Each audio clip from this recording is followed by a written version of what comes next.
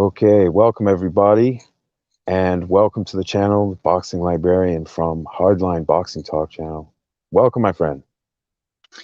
Yeah, thank you. Looking forward to this chat. We've had it scheduled for some time. We had to put it back a little bit, but yeah, very happy to be here talking about one of my favourite topics, which is my #1 pound fighter of all time, Sam Langford. So thank you for inviting me on to discuss this topic. It's tough as years.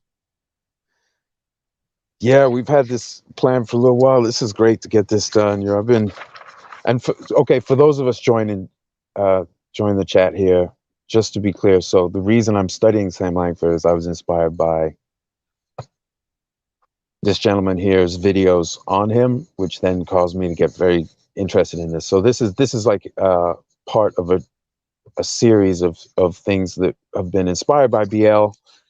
But now we're going to do this. I'm going to try and tackle the top 5 seasons. We got separate lists, and I've got graphics, which I sourced mostly from BoxRec, Cyber Boxing Zone, and Clay Moyle's excellent book on Sam Langford, Boxing's Greatest Uncrowned Champion. But I've got the records, so forgive any typos and some of the sources. There are multiple results and things like that. But let's just BL, do you want to say anything about newspaper decisions before we go into your number 5 year? Not really. Well, all I'll say about the newspaper decisions, just to clear up anyone's thoughts on it, just to give people my thoughts on it. With all the research I've done, I've come to the conclusion, and with how modern judging is done now, is that the newspaper decisions are really not any worse than what we have now. That's just how they did it back then. They had laws then where fights that went the distance could not be officially scored and lodged as official results. Fighters had to score knockouts in those states to get an official result, which does cause confusion in title fights. When Jack Britton fights a Kid Lewis, he's judged to have won the newspaper verdict, but people say it's a no contest, so it's not a title fight, but yet the title was on the line. If Britton or Lewis would have won by knockout, it would have been registered. So it does cause a lot of confusion. I've had to come up with my own way of dealing with it, but all I'd say to anyone over newspaper decisions is they were not all bought, like some people will say. I've seen thousands of articles where newspaper writers are having huge arguments with each other about results of fights, which does not go along with the bought idea. And that's just how they did it back then. The sport has evolved now. We have judges, and everyone would agree that judging now is far, far, far from perfect. So what I'd say is anyone who criticizes the newspaper decisions, just always keep in mind that many of the same people criticize the judging now. So who's to say which is better? But either way, we have to go on what happened, not on what we think should have happened. So ultimately, we have to deal with them as they are. Yeah, and just to let everyone know, so for my research, like it's very evident very early on when I first hit the archives. And I went back to like 1900, and I was trying to figure out the texture of boxing leading up to Sam Langford's April 1902 pro debut. And the press were very adversarial, but not against each other and all this other stuff. No, they were like holding the fighters to a very high standard. Whether they were hometown fighters or away fighters meant very little. Now I found like just a few examples of obvious fluffing, inaccurate fluffing in California papers regarding the Sullivan twins, but very little. Generally, even if it was a prearranged draw, the press would report who they thought got the best of it, sometimes round by round, like give you a real breakdown. You've seen them, BL. They have some big write-ups, not just for the biggest fights. For local fights, like the Fall River newspaper, they did a write-up. It was Jimmy Briggs fought somebody. It was a big fight for them. And I think it was 15 or 20 rounds, and they did a paragraph on every round, and a big lead in and lead out. It's incredible.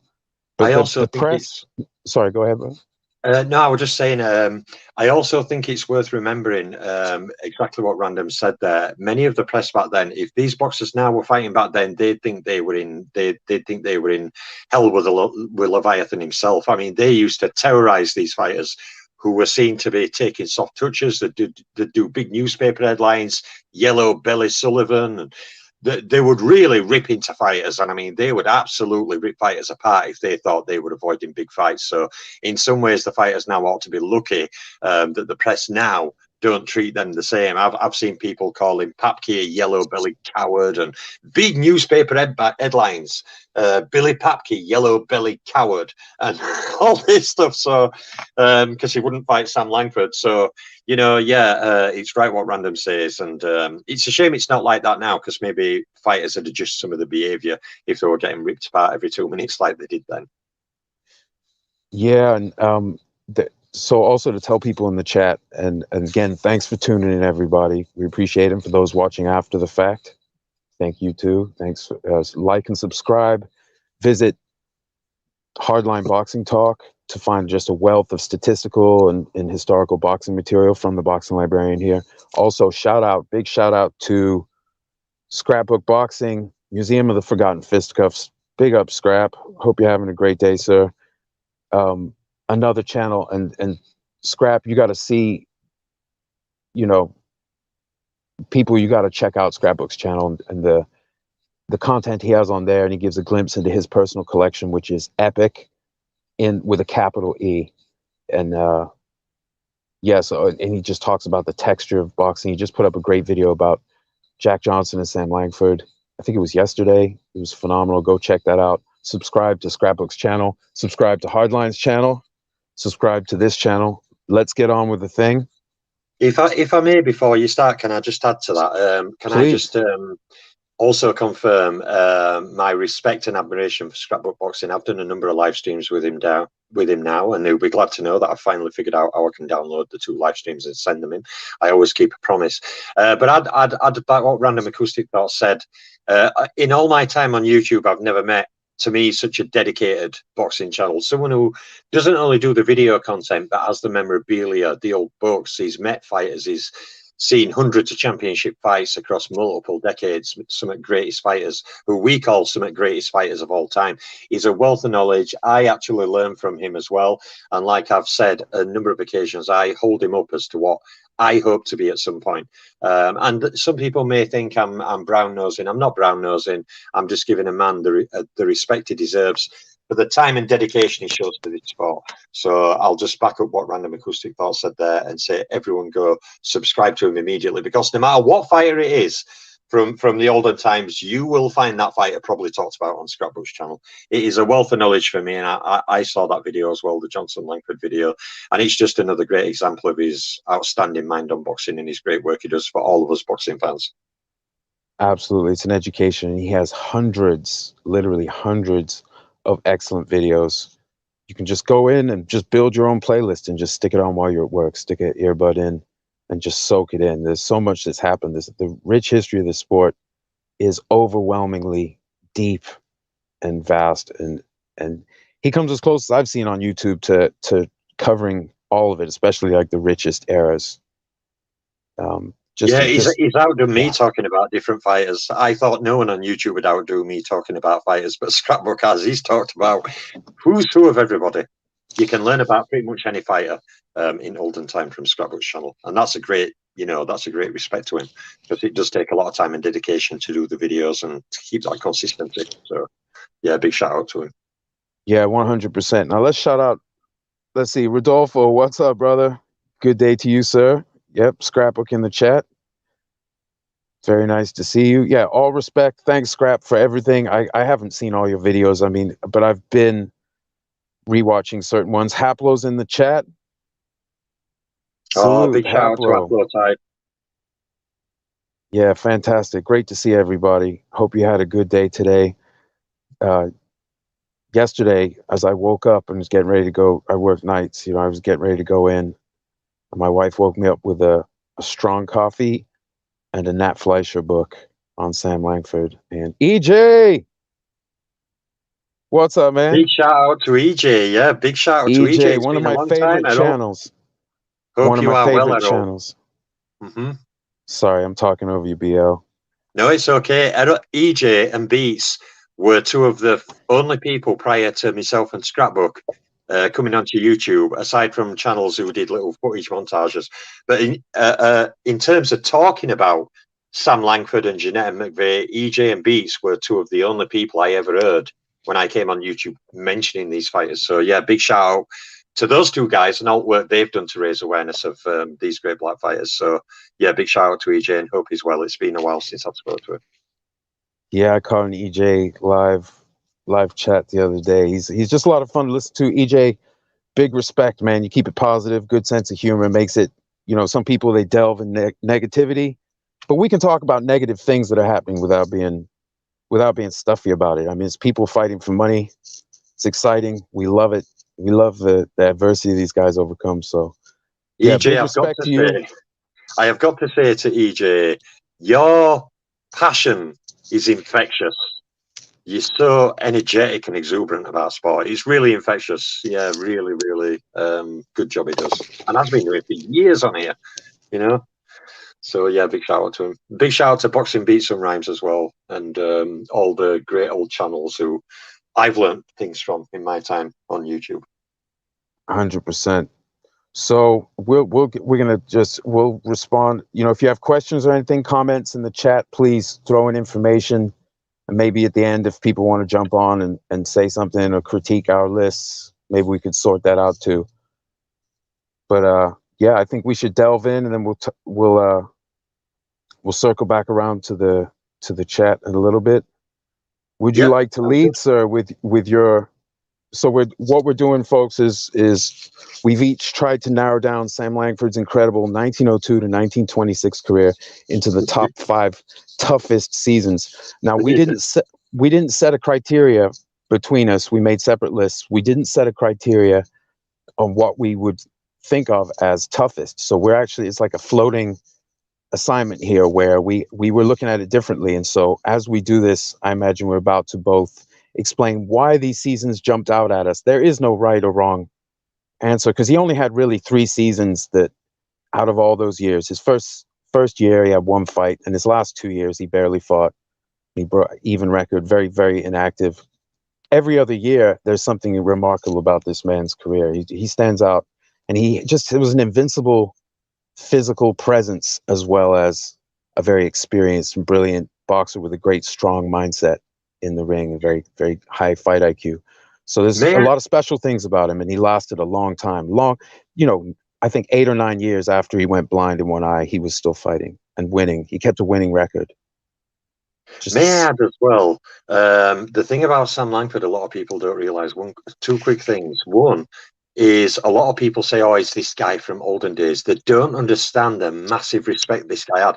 Even from more racial writers at the time who referred to him as a derogatory name beginning with N, they still gave him respect. They had no choice. He was such a sensational fighter, and he was seen through the newspaper archives. When you read reports of him, they speak of him like he's one of the greatest fighting things that's ever been seen. And the respect he had in that time was massive, even though there's also a lot of sectionate press that were very derogatory to him for certain reasons.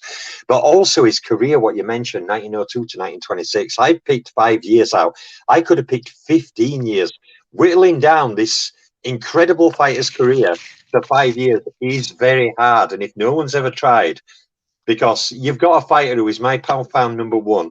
To me, he's one of the greatest top 10 pound punchers of all time, if not the greatest. He's one of the greatest weight movers of all time, going from feather to heavy and having a half century of fights against heavyweight Hall of Famers. So when you've got this vast tapestry broken down into 24 years, and these years, some of them are ridiculous.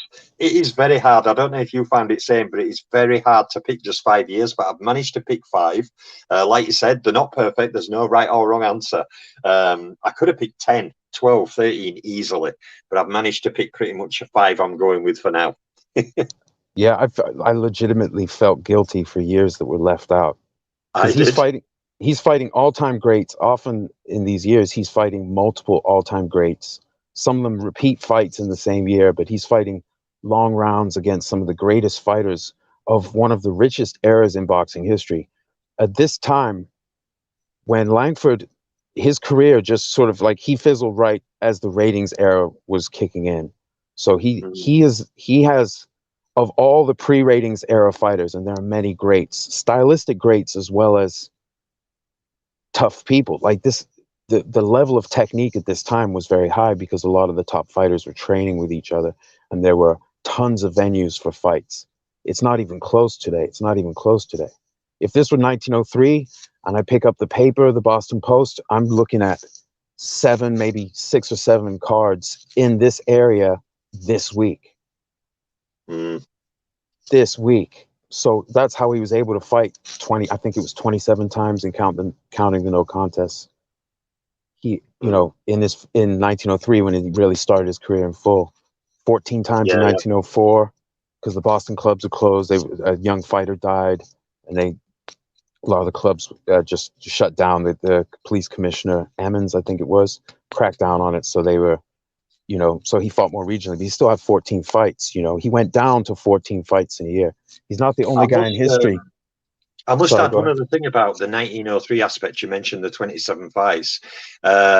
He actually, as you know, beat Gans at the end of that year, then had that fight where Blackburn pretty much put a boxing lesson on him. But one thing about that year, what people have to remember is he had 27 fights that year, and it wasn't his best year for fighting Hall of Famers, but it was a busy year. He only lost a few times, but we have to remember he was 16 going on 17. He became 17 in March of 1903. When he beat Joe Gans at the end of the year, he was still a 17-year-old, beating one of the greatest lightweight fighters of all time. He didn't turn 18 until March 1904. So he beat one of the top 3 greatest lightweights of all time as a 17-year-old kid and crammed 27 fights in that year alone. As a teenager. I mean, that even though the opposition was not the highest caliber that year compared to other years, it's still very worthy of praise with few defeats in there, considering he is only 16 going 17 during that year. It is incredible, really. Yeah, and I threw up on the screen on the left there. That is one of the 2 youngest photos I was able to find of Sam Langford in my research. So that's him at that time. He was in the end of the 1903. In 1903, that picture was used. The one on the right with the hair, he looks a bit like Joe Gans in that one. That is Joe Gans. Yep. Right. Okay. It's cropped out. Unfortunately, people, the formatting and sometimes I was going to do this on my computer. I'm actually on my phone. I'm running this from the phone, so I was only able to load maybe 30 slides. I actually had more, about like 50 prepared, and some videos and slow motion video and stuff. We'll do that on the next one. But I did grab something. So this is him and Joe Gans. Yeah, the great Joe Gans, the old master, who was in his late 20s. He wasn't old, but he'd had, about 150 fights at that point. I think he'd only lost 7 or 8 out of that. Yeah. And he was still reigning lineal lightweight champion at World as well. At the time Langford beat him. Sadly, the title couldn't be on the line. Otherwise, Langford would have had an established, I call the coloured titles anyway, the world titles to me. But in the minds of many of the boxing fans who disregard the coloured titles, Langford would have held an established lineal world title, which would have changed his historic standing to many people, because many people over decades have punished him, saying, well, he never held a title. To me, he did. He held 2 titles 6 times. But, you know, if he'd have caught the lightweight title off Gans, it would have changed his view historically. You know, but sadly that wasn't the case. Can I just shout out Xavier, the boxing nerd, in the chat, a young man who is very passionate about the sport and does a lot of work online to raise awareness of fighters' careers. So a big shout out to him. But yeah, Langford's career, incredible year 1903. You know, and then he goes into 1904. Many of these years were in consideration for me, you know, as one of his best 5. But we'll see who I picked as we go through them.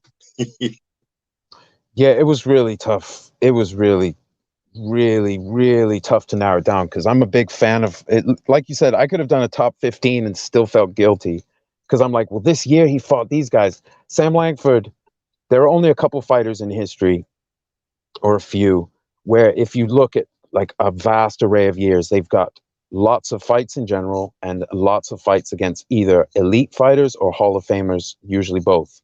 Langford is one. The great Harry Greb is another. You can do it with Ray Robinson, Hank Armstrong, Maxie Rosenblum, Canzaneri. Jimmy McLarnin wasn't as busy, but when you look at, when you go to search on YouTube, everybody, for Jimmy McLarnin career and BL's The Hardline Boxing Talk channel, his talk, there's a live chat, and he also done a video on McLarnin. When you look at his fight to fight, the level of his competition, Jimmy McLarnin, for short career, I think him and the great Muhammad Ali, I think they probably, for a career that's, what do you say? It's your term. You say sub 70, right? Yeah, He's sub six. 75 career, but both of them are in the top 30 of my all-time fighters. And they're really only the small careered guys, except Pacquiao, who even get in there. Yeah, one of McLaren's stats that jumped out. He had five, if I'm remembering, he had five Hall of Fame trilogies. Five of them. Yeah, I believe it is 5. Yeah, insane. And he beat 13 Hall of Famers individually, which was more than Armstrong, Langford, and Robinson. Right. It's only behind Greb's 15, right? Yeah, that's right. He's second, yeah, behind Grubbs 15. Yeah. Incredible. Okay, so before we jump into this, shout out to a couple boxers who should be in the Hall of Fame. They're Hall of Fame level fighters. If you look at their level of competition and stuff, and they do feature in Sam Langford's career. You could argue for George Cole. You could Mm, definitely. There's an argument for Dave Holly. yes. One of the great compressed careers in history. His busy years were inordinately busy. I mean, they were. He didn't have many of them, but like when you look at the work and the level of fights he had, as well as like all the other people that he was up against, Dave Holly, hugely underrated. Someone who doesn't come up, but stylistically with the loop to loop punch and like so the shoulder roll and being able to fight, the stuff that people admire today. Well, this guy was doing it, but he was keeping a schedule of fighting people where he was such a finely tuned machine of fighting when he was at his absolute best. And he actually gave the night before Joe Gans lost to Sam Langford over 15 rounds, he fought 6 rounds against Dave Holly. This was something that Langford did that year. He fought back-to-back nights. Mm, And, Gans did it. They kept busy schedules. So these fighters were so, like you said in your chats and your videos, BL, that Greb, didn't. How does he need a training camp? He's averaging a fight every, what is it, like 17 days for the years that he yeah, fought. something like that. Yeah, and thus he was sharp and fight fit, and his stamina were all on point. His reflexes on point. Everything was set to fight because he just fought all the time. Greb actually said in an interview we did in one of the newspapers back in early 20s, well, I don't need to do much training because my fighting is training me. Fighting is better training than training. That's what Greb said. He said being in ring and being pushed about and fighting and having to throw your hands is actually better training for a fight than training in gym, which is an interesting way of looking at it. Yeah, well, a lot of people they do their hands in with pads and bags and all the stuff they have to do in the training regimen to get back in shape. These guys were fighting the schedule; they were just in shape. There were examples of Langford in 1913. This was after he'd been in Australia. Probably all the beer he drank, beer and cigars that he would always smoke. Often in the ring or right afterwards. Sam Langford and his long black cigars. He was Yeah. he was a Sam Langford. To be clear to everybody, he was the hardest hard man. He was out. He grew up in an abusive household. He lost his mom when he was young. His dad was abusive and a really rough and tumble type guy. His name was Bob. Sam Langford's hero, according to Langford later in I think 24, he said that Fitzsimmons was his Bob Fitzsimmons because of the name, but he was also the man. Bob Fitzsimmons was a small guy, thin guy, but like not overly tall either, who could compete far, far above his weight. I think I have a photo over here somewhere. But Langford, so he kind of idolized Fitzsimmons, like because of the name. But he emulated that greatness that Fitzsimmons had, but he had a longer career and he stayed at the highest levels a lot longer. And but they respected each other. Fitzsimmons had a high regard for Langford. There's a photo which I don't have loaded because I'm on my phone of Langford chilling with Jem Mace and Bob Fitzsimmons. Jem Mace, another Yeah, I'd add as legend. well, another fighter who deserves a massive amount of credit in regard to Sam Langford is actually former bantamweight Jimmy Walsh, who were an outstanding quick-handed puncher, a great fast mover on his feet. He was actually the one who kind of started teaching Langford properly when he was at the gym as a janitor, and then he started standing in as sparring partner for boxers who were in gym. He was strong and tough, and he were heavy-handed. He took some beatings here or there, but it were actually great bantamweight Jimmy Walsh who said to someone, this kid might have something. So he started showing him boxing techniques, footwork, in and out, how to close range, how to put your punches together. Jimmy Walsh actually were a big part in Langford's early development days in helping him become the fighter he became, teaching him much at footwork and how to be a good combination puncher, how to block and counter, everything like that. Jimmy Walsh taught him a lot of those things. So a big credit to Jimmy Walsh as well. Absolutely. In fact, if I'm not mistaken, I can't read it. Is that Jimmy Walsh on the right there? Oh, it may be. It looks similar to him. I'm not Yeah, it is 100% Jimmy sure. Walsh. I can see. I got the focus. It's Oh, I hard on can my see phone, but yeah, that Jacqueline is. Sullivan second from Bantamweight, left. New England. These are the New England champions at the end of 1903, according to the Boston Sunday Post. So these are all notable guys, and right in the middle there, you can see young Sam Langford. There's that picture that I found. Yeah, If I'm remembering, it appears before now, but that was the best quality one I could find. Next to him, to his left, is the great Barbados Joe Walcott, who was one of the pound for pound greats of the generation that led into Langford. And I mean, yes. Walcott was still great, but he had been great, and I think Scrapbook was saying he roomed with Jack Johnson. So, but he was also, his brother was in the weight class below. He was fighting at lightweight Belfield. Langford fought Belfield twice in the lead up to fighting Barbados Walcott in 1904 in his second full season. We're going to kind of ignore 1902. He had some amateur success, and then he fought in April, and then he took the rest of the year off. So he started mid-January 1903. So that's really what we're focused on. We're not focused on the one fight against the guy he'd already fought in the amateurs when he turned pro. Have we to get going? I'm eager to jump into my years. Yeah, this is great. This is so nice. I did load some things. The last thing I'll say about 1903, because I'm looking through the slides I did manage to get up, is if I did the math right, this is what I'm talking about with these records, with these guys. So on the upper left, you got the great Joe Gans, the old master, who had been at the absolute elite levels, and he would stay at the absolute elite levels. He would go on a remarkable run after this. You know, he was still elite when he was dying of tuberculosis, right? Wasn't it TB? You know, he was still fighting the highest levels. He was an all-time great and hugely experienced. But look at that record. You know, he had 12 fights. And the 2 fights that he lost over, I think, 6 rounds to Jack Blackburn, Joe Louis's coach, and a coach of lots of powerful fighters, but a great fighter in his own right. Should be in the Hall of Fame as a fighter. And, you know, Blackburn had a fantastic year. He fought a draw with Langford, prearranged draw, meaning if no one got knocked out, they split the money even, and there's a draw. So he got the best of Gans and Langford in the same year. There's Dave Hawley there. Dave Hawley had 24 fights for the record that I came up with. Yeah, incredible. 24 times, average 2 fights a month for the whole year. So when people between 4 of them, they average 20 fights for 4 of them in 1 year. I mean, it's incredible, really. Counting the no contest, 81 times, just 4 guys. So I was trying to rank. I told you I was trying to rank lightweights, but I was going to do a top 10 lightweights. But it's like there are so many lightweights having busy schedules. It gets really hard. Indeed. But those guys would be inside, I would imagine, inside 5.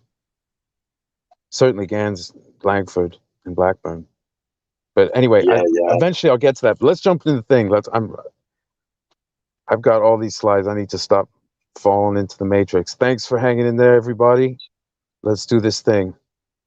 So, would you like to go first, or would you like me to go first? I would like you to go first, because especially with your number 5 pick, because this is one of the years I felt guilty about leaving out. But I'll let you do the talk. Yes. Well, people out there, my 5th toughest year on Sam Langford's career that I eventually settled on, and I came down to a 3 who were vying for this spot. But the year I chose is 1920. Now, what I did is, thank you, Random, putting his record up there. This year is quite incredible, actually. I scored him at 27 fights for the year. He only lost 4, and considering Langford was also a number of years past his prime at this point, okay, he also scored 11 knockouts.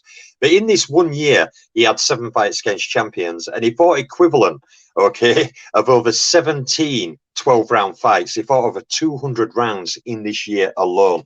Now, considering he were past his prime, okay, January, I'll go through a quick summarization of why this year is my 5th place. In January, he fought Jeff Clark, okay, a 10-rounder. The Joplin Ghost was a very elusive boxer, great jab, great mover. He double and triple his jab. He was tricky. So Langford passed his prime. Jeff Clark also leaving his prime. That were a battle between two rugged veterans. So that were a 10-round fight. February, he also fought Jeff Clark again, another 10-round fight. Then in April, he fights Jack Thompson. Okay, beats him on points over 15 rounds. That was always a tough fight. Then only 18 days later, with another early knockout in between against Silas Green, he then fought a 15-round fight against the Black Panther Harry Wills, who by this time was in the middle of his prime. He lost on points over 15 rounds. Now you'd think, wow, he's already doing an amount of work there. But sadly, he's not finished. 9 days later, he goes in with the Leaperville Shadow, the giant puncher, George Godfrey, and fights a 10-round fight against him. 30 days later, after another knockout in between, he goes back in and fights another 15-round fight with the Joplin Ghost, Jeff Clark. And this carries on through this year. In August, okay, after a number of fights where he scores a number of brutal knockouts, I'll say, he fights Sam McVeigh, who also is past his prime. But as people know, the last thing a fighter loses is his punch, and McVeigh was still experienced and hit very hard, even though he was not quite as sharp and keen as what he was in his prime. So that were a battle between two really experienced veterans who actually knew each other very well. You know, I read a report of that fight, and McVeigh said he knew by the way Langford positioned his feet what punch he was going to throw and when. That is how well those two guys knew each other. So that must have been a really hard fight. He then lost, of course, in September to Big Bill Tate, who was a 6'5" heavyweight, former sparring partner to Dempsey. Then in October, after a few more fights, he fought former coloured light heavyweight champion Lee Anderson, okay, losing on points over 10 rounds. Then, okay, in November, he fights Jack Thompson, okay, he beats Jack Thompson on points over 8 rounds. Then only 2 days later, on November 17th, he fights the Leaperville Shadow, George Godfrey, again, this time knocking him out in 2 rounds. But even taking that fight against a 6'4", 200+ pound young heavyweight, when he was past his prime, is example of itself. And Godfrey had gone to be one of big heavyweight punchers at 20s. So even taking that fight 2 days later is ridiculous. And he closes out the year with 4 fights, not against the greatest opposition, but he fought Tiny Tim Herman, stopped him. Then he beat Teddy Keller, Clem Johnson, and Jim Jan Barrett on points. 4 fights in the final month of that year. That is a ridiculous year. Jeff Clark's, Godfrey's, Wills's, McVeigh's, Lee Anderson's, Jack Thompson's. A year crammed with ridiculous fights. 4 fights against Hall of Famers as well in 1 year, when some modern fighters don't fight that in their entire career. So, yeah, that's why some of the reasons, the packed schedule, the fact he were past his prime, fighting guys who knew him very well, knew how to counter his moves, knew what he were going to do, made those very hard fights because the opponents knew him very well and knew what to expect. And he fought a lot of good names crammed into that year around his weaker opponents. So that's why 1920 is my number 5. Yeah, man, that I'm not gonna try and spit all the stats and because a lot of this I had on my computer. But oh my goodness, this was one of the years I almost picked it, but there were just other ones where he was closer to his prime, where even though he was a better fighter, I just felt like there were other aspects of adversity. But this is like sort of his comeback year, and he had a tremendous record that year, and he is blind in one eye. And in a lot of these fights, at least at the tough ones, as he's getting hit, he's losing his sight in the other eye, and it would come back. I mean, he was fighting because he had to, because he didn't have money at this point. But he was a terror, and that was one of his nicknames, the Boston Terror. He had some less savory nicknames, which we're not really going to repeat here. Yes. And like some people say, well, I just say it and describe it in language that they said in the time. But I'm like, well, that's for some people that's traumatic. They're not trying to hear that. And so Yeah, I can say expletive, or I can switch them out, because I would encourage people, if you're really interested, or if you really want to read that, just go look at the newspapers. They're incredibly racist. And like you said, even people who are giving him his credit as a fighter, some people just kind of call him a freak, like a gorilla, like something like a throwback to cavemen, because he had a very unique build. So they just, certain people would try to imply that, like, well, I mean, they were celebrating his ability while saying, well, yeah, it's unfair because look at him. Because they were celebrating his ability build, while denigrating him for his race, which to me is outrageous. And is a bad thing from that time that you know, I'm glad to have to see he's gone from boxing now.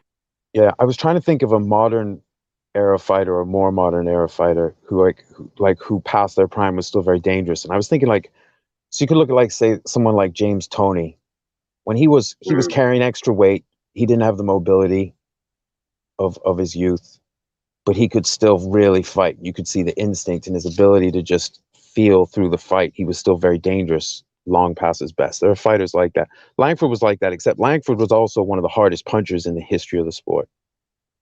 Even in Without a doubt.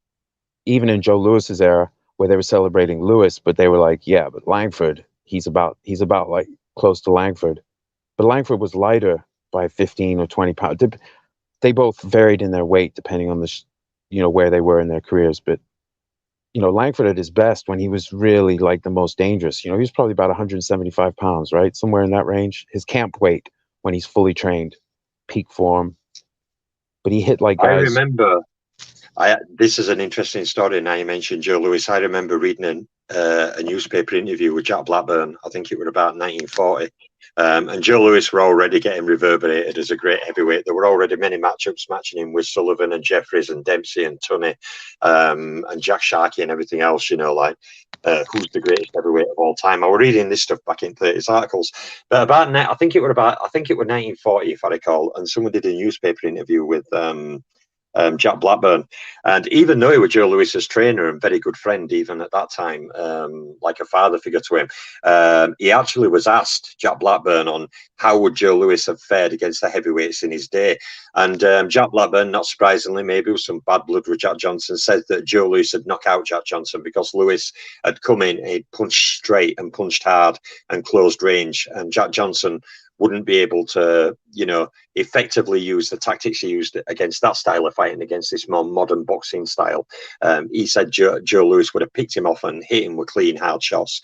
But he actually said that Sam Langford would have knocked Joe Lewis out, that Langford was too quick and hit too hard and had too good a movement for Joe Lewis, and he would have caught Joe Lewis. That's what Jack Blackburn himself said in 1940. Yeah, and there were other sort of fantasy matchups were a big thing. That isn't a new thing where people would dream about. There's a great article. I want to do a video on it now that I've got my full setup. It's very easy for me to stream by myself from OBS from my computer. I have a great setup and I have everything ready. But unfortunately, having a guest complicates it a lot, and I didn't have time to set that up. So I have a lot of content coming now that I have a full setup. But that's Jack Blackburn right up there, third from the left on the top row. And he was hard. He was just an incredibly clever fighter, but also a real hard man. So he was a serious person. He didn't play around. And Joe Lewis, he learned a lot of lessons from the era he fought in, Jack Blackburn. He fought a who's who in a rich era, and he used that knowledge. And he was one of those great fighters who could translate it into coaching. Like not every great fighter is a great coach. It's just not everyone's interested in becoming a coach, especially if they retire with money. They're like, no, thanks. I'll just come and sit and watch.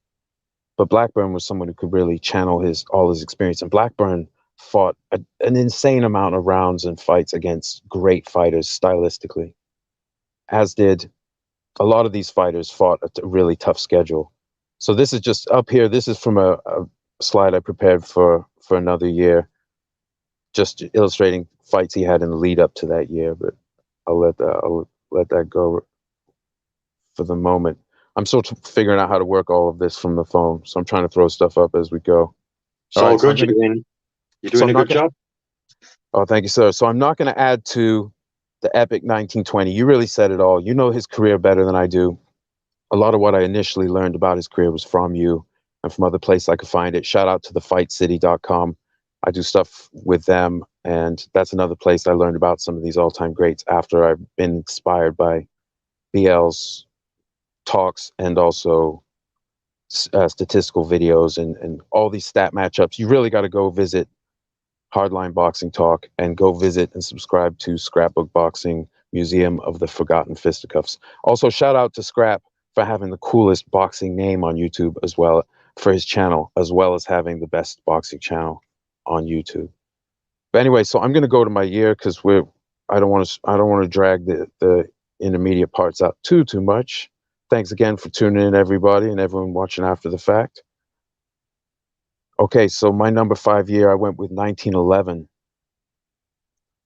and there were a few things that jumped out. So as you know, BL, travel in his day wasn't as easy as it is today. I mean, as we all know, but the nuts and bolts of that is there's a lot of, like if you're traveling by boat or ship, that's different to just jump in a flight for a few hours. You know what I mean? So, this year he fought around the globe. So, he fought, Joe Jeanette, an all-time great heavyweight, top 10 all-time great heavyweight, and brilliant stylist. There's not a lot of footage. There's footage. One of the 3 fights that is available on YouTube, at least for Langford, is against Jeanette. You can see Jeanette jumping in with these beautiful jabs to the body, just very limber and very clever. But then you can see Langford is stalking style, and he's just, man, Langford was just a little bit that there is. I watch it in slow motion a lot just to try and get a sense of just against those particular styles, because he was very versatile, but his approach. And I think it was the 10th fight with Jeanette. Yes, Imagine that. and it's heavily doctored. Lots of rounds are missing. Yeah. There's only partial rounds. It's all being put together in one reel, but actually there's lots of that fight missing. It kind of does, Same like you thing with say, give you an the idea Bill of Lang what was fight. going on in fight. But yeah, it's certainly heavily edited, that footage from the original fight itself. Yeah, and with the Bill Lang fight, it looks like 3 rounds, I think, unless I'm just confused. There's 3 rounds in the video. Yeah. Again, because Parts on of some 3 of those rounds. footages, they'll get bits from different rounds and just blend them together for the footage, when actually there's different rounds being fought there. It's just how some people, put the footage together, really. But Yeah, it's good that we have access to that so we can watch it, like you say. well, and it's like studying history of any kind. So, like, there are like great generals and military leaders over time that historians would love to have 5 seconds of footage of. You won't get it, Oh, just give me 5 seconds of Alexander leading the companion cavalry straight at the Persian line like a boss, leading from the front. Like, what the hell? So we're blessed to have anything from this time, I feel like. So anyway, so getting back to this year, so just the main fights, so he fought Joe Jeanette in Boston, but that same year he went over to London. That was in January, and then just over a month later, he goes to London. He fights Bill Lang, who's Australian champ. Bill Lang had more of a modern fight career where he went again, build up a record against largely weak competition. And then he, I think, I don't want to get into this. I had it all pulled up, but on the computer. But anyway, Lang had his best win when they fought had been like a past prime Bob Fitzsimmons, an all-time great heavyweight, but a man who was in his prime past his physical prime because of the way his career worked out. But that was his biggest name fight. But Langford embarrassed him, and he DQ'd out. He had actually lost his previous fight by DQ in the first round for hitting the guy when he was down. He slipped and he just hit him. But in this fight, he actually fouled himself out because he was getting horrifically mauled. He dented Langford's cup. Yeah, I've told the story before how Bill Lang was told by his manager to go to Langford's camp and unsettle Langford prior to the fight, because Bill Lang were actually a rising prospect. There were a lot of buzz about him. There were talk about him going to America and fighting all top Americans. And, Langford was seen as the gateway fight because he was a respected fighter by that time. And he was seen as a gateway to then launch padding Bill Lang to America, where he'd make his name. Now, he went down to Langford's camp, and it's a famous story I've told before where Langford's being gloved up and Bill Lang comes to ringside and reporters are going up to him, and Langford sees him and gives him a little smile. The finish coming up, it's Langford's sparring partner comes out. Langford just throws an arching right hand and overhand right, catches the poor guy clean in face, flattens him like a tree. And Bill Lang stood there looking at guy laid on floor, and when he looks up, Langford winks at him with one eye and then smiles. And apparently Bill Lang was psyched out. absolutely psyched out. You were like, holy shit. Sorry, pardon my language. You were like, holy God. He's just flattened this guy in one punch. And when you watch that fight, Lang is fighting scared. He's on the retreat. He felt that power in that ring, and he'd seen what he'd done to sparring partners, because he stayed and watched him wipe another young guy out quick, and then he watched him fight a number of rounds in third spar he had. And Bill Lang were present all through that. And they say that, well, when Bill Lang left, he were just petrified of him after that. So he went to ring already psyched out by Langford. When he'd gone there intending to psych Langford out, he actually had a reverse effect on him. And yeah, like you say, he took a beating in that fight. Langford showed no mercy. Yeah, and he was doing his Jack O'Brien, his Philadelphia Jack O'Brien impersonation, you know, the sort of like circling around out of Yes. danger and trying to come in, and he was kind of like alternately coming. So under the rules when they fought, from my observation at least, so it looks like there's no holding and hitting, so you have to clean break, no hitting on the break. You can't stand over the guy, even though it's very earlier era, but in under the British rules, you couldn't stand over. You had to go basically stand away from him, let him get up. And so in the footage of this fight, you can see Langford holding his right when he's clinching on the left hand side, and Langford's holding his right up for the crowd to see. Like, I'm not hitting him, you're not DQing me. He was very smart. He knew things could go against him. You know, powerful people didn't want him to win, because I'm pretty sure that Hugh McIntosh was promoting Bill Lang. McIntosh, if I'm not mistaken, promoted and refereed the Jack Johnson fight with Tommy Burns in 08. I don't recall that, but I do know that was one of the fights where Hugh McIntosh got his idea to pull Langford over to Australia to do a number of fights there. Yeah, and just the year in question, the main year that he was there, my goodness, he had, talk about a repeat customer. You know, he fought an all-time great heavyweight a bunch of times. Yeah. Just the level of Langford's, I mean, I'm still trying to soak it in. I'm not really, I haven't wrapped my mind fully around his career. And like I told you before, I've been studying the early part of his career and just trying to understand the enormity of that before I go. So this was, I mean, I'm semi-familiar with it, but this was pretty tough for me. But anyway, so he fights in London, right, in February. Well, April 1st, he's in Paris, France. He fights the great Sam McVeigh over 20 rounds. And it was a draw. And McVeigh is this big, scary, bruiser-looking guy, but McVeigh could fight on the retreat and would fight Langford on the retreat with jabs and hooks, lead hooks, and landed more, but Langford landed harder. And so these debates today where we have like, well, this guy had volume, but this guy's punches were more telling. That's not new. That goes all the way back to the beginning of when people talk about fights. That probably goes back to prehistory, you know, just people debating, well, okay, this guy, who came out better? So, you know, but he's had these wars with like 20 rounds against Sam McVeigh, who had a lot of weight on him.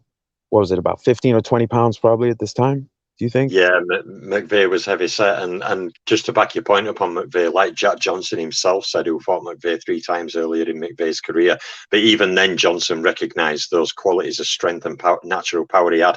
Jack Johnson, even up until 1915, told everybody who listened, when you fight McVeigh, you have got to be fully fight fit and you've got to be ready, because you have got a hard fight on your hands. So even Jack Johnson said every fight against McVeigh is a tough fight. He's a tough fighter, and everyone attested to that about McVeigh. He was durable, very strong, very heavy-handed. So when you've got a guy who punches like a Ron Lyle in front of you, or maybe harder, but yet he's got a great chin, and he can fight 20 rounds, and he can maintain his punch power through those 20 rounds, and he can knock you out in 18th or 19th round with a single shot, you know you've got a hard fight on your hands.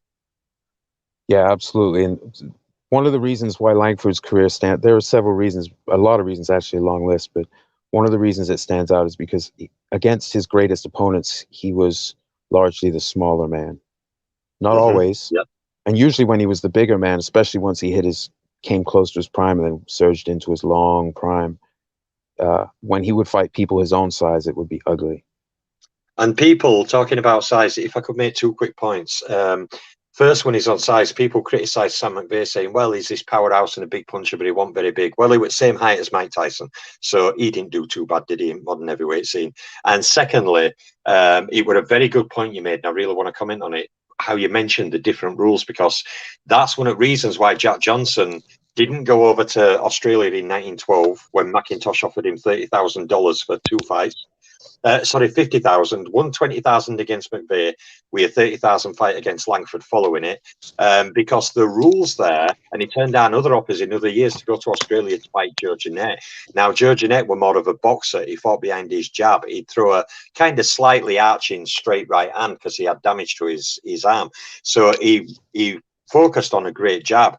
But in Australia, Johnson wouldn't have been allowed to grapple and maul Jeanette on the inside, which were one of his main tactics. He'd sap your energy, he'd bend your arms up your back, he'd tie you up, he'd fight you in that way. But against Jeanette in Australia, he wouldn't be able to do that. If he overdid that, he'd get disqualified. And if he did go into grapples with Jeanette in Australia, the referee would have brought the action like they do now in clinches. So Johnson would have lost one of his main advantages, one of his main fight tactics, which is why he was never keen on fighting Joe Jeanette in Australia. Yeah, and Joe Jeanette has had certain fighters. Not only were they dangerous, but people didn't want to fight them in long fights. This wasn't far removed from when, so they would some of these fights are scheduled for, at this time, could be scheduled for 25 or 45, just a ridiculous rounds. And certain fights, like the famous finish fight in Paris between these two I have up on the screen. On the left, there's the great Joe Jeanette, and on the right is the great Sam McVeigh. And these guys fought, I guess McVeigh retired, was it after 49 rounds? Yeah, when they came out, what would have been start around 50. Yeah, they came out, and Sam said, he said something like, "Sorry, Joe, I can't see." He put his gloves out, extended his gloves, and he said, "Sorry, Joe, I can't see you. You're the better man." Yeah, and the thing about this era is, okay, so because it was such a tough proving ground, like a schedule for a top boxer was kind of crazy. There are some exceptions, but generally that was after someone had built a name and won some established fights and could sit on some kind of money. But mostly guys were fighting. It's the live gate era. So although there were film rights sold, sometimes it wasn't the regular thing. For most boxers, it was you're winning purses and you're doing side bets. And sometimes the management, the backers are betting. I'm assuming there's a split on the cut of those winnings too. I'm not sure how they work that, or if that was just for the fighters, not the management. I don't know. But, these guys fought for 49 rounds, and, Jeanette and McVeigh are two of the greatest heavyweights of all time. The great thing about this era was how many all-time greats overlapped in this era across all the weights, or all the weights they had at the time. And they would fight each other, and guys would travel weights up just like they do today, but they wouldn't usually pack on pounds because they had busy schedules. So they would just move up and just fight a bigger guy. Yeah, I also, to add another, I don't want to deflect too much, but to add another point on Joe Jeanette in regards to Jack Johnson, he actually stated himself a few times, what I've read, that he was not interested in a fight to the finish with Joe Jeanette. He said he'd only fight a 20-round fight maximum. When asked why, he said, because you can't hurt him and keep him down. Yeah, so I mean, Jeanette had recovery, legendary recovery. Yeah, he did. Yeah, one of the most durable fighters ever. Right, and just immaculate stamina, and that's a scary thing, because a fighter can be broken by volume and stamina. As someone who can keep it at the highest level of competition deep into a fight, even if they don't have equalizing power like Langford, the thing about him was he was, as one of the hardest punchers, and also punching from below because he was so short. I can't think of another elite fighter in history who had quite his build, where he was 5'7.5" at his full height, adult height, and he had 6'2" wingspan. So, and his chest was thicker than most of the heavyweight champions in history. Not Carnera, not a giant like Carnera, who was up in the 50s, 56 or something silly, but most of these other guys, 32-inch, 34-inch. Or am I thinking 40 and 44? I'm driving. I've got to move the car for a moment, so I'm a little distracted. But Langford's chest expanded was just absolutely massive. And so he could power that just his. So even when he packed on weight, he was still incredibly dangerous, and he had an experience level that was just bizarre. So when he fought Lang, he gave up about 30 pounds. He was a lot shorter. And like you said, and I think Bob Armstrong was one of the sparring partners he knocked out. And he was just kind of, because he was so good. And Armstrong was past his prime. So if he chose to turn it up, there was a story, I can't look at the book right now, but in Clay Moyle's excellent book, I think there's a story, I think it was George Godfrey, who said that one day, he was telling a story one day in sparring, he thought to put a real good one on Langford, and he said Langford's eyes went real wide, and then he just woke up. Like Langford saw he was about to go for it and just took him out. Langford had that kind of power. It was really scary. So even though he was sort of an affable guy, they weren't scared of him because he would talk crap, or he was kind of a playful guy, and that was part of what made him so terrifying to these guys, is he was so dangerous and such an awkward person to fight. Like, how do you fight someone who's much shorter than you, but they're much stronger than you, and they're punching you from below with power that no one else has, or very few have? So, who's very versatile. There's not much footage of Langford available to us, but he had a very versatile attack. He would feint with one hand, or he'd show him the right and hit him with the lead hook, or they'd show him the left and hit him with the right, or he'd be dropping his hands like feinting, like he's gonna might jab high or low, or he'd actually throw it. He's throwing a combination. In the Lang fight, one of the knockdowns, he's already beating him around the ring, and he lands a long right and then a long left, and then Lang just takes the knee, and Langford just walks over with the ref to watch him take a knee and take a breath, and Lang's shaking his head like, what the hell have I gotten into? And he's big. He's the bigger man by far, but Langford was just that kind of scary, and then he had some other fights, but then I want to talk, in August, he fought Philadelphia Jack O'Brien. Now, Jack O'Brien was past his prime at this point, but I went back and looked. He did a 5-week camp for this fight, which was a lot. Jack O'Brien used to fight a ridiculous schedule. Like, his 1902 schedule was bizarre, but he had a lot of very busy, very successful years. He fought all the weights. He fought across racial lines. He fought everybody.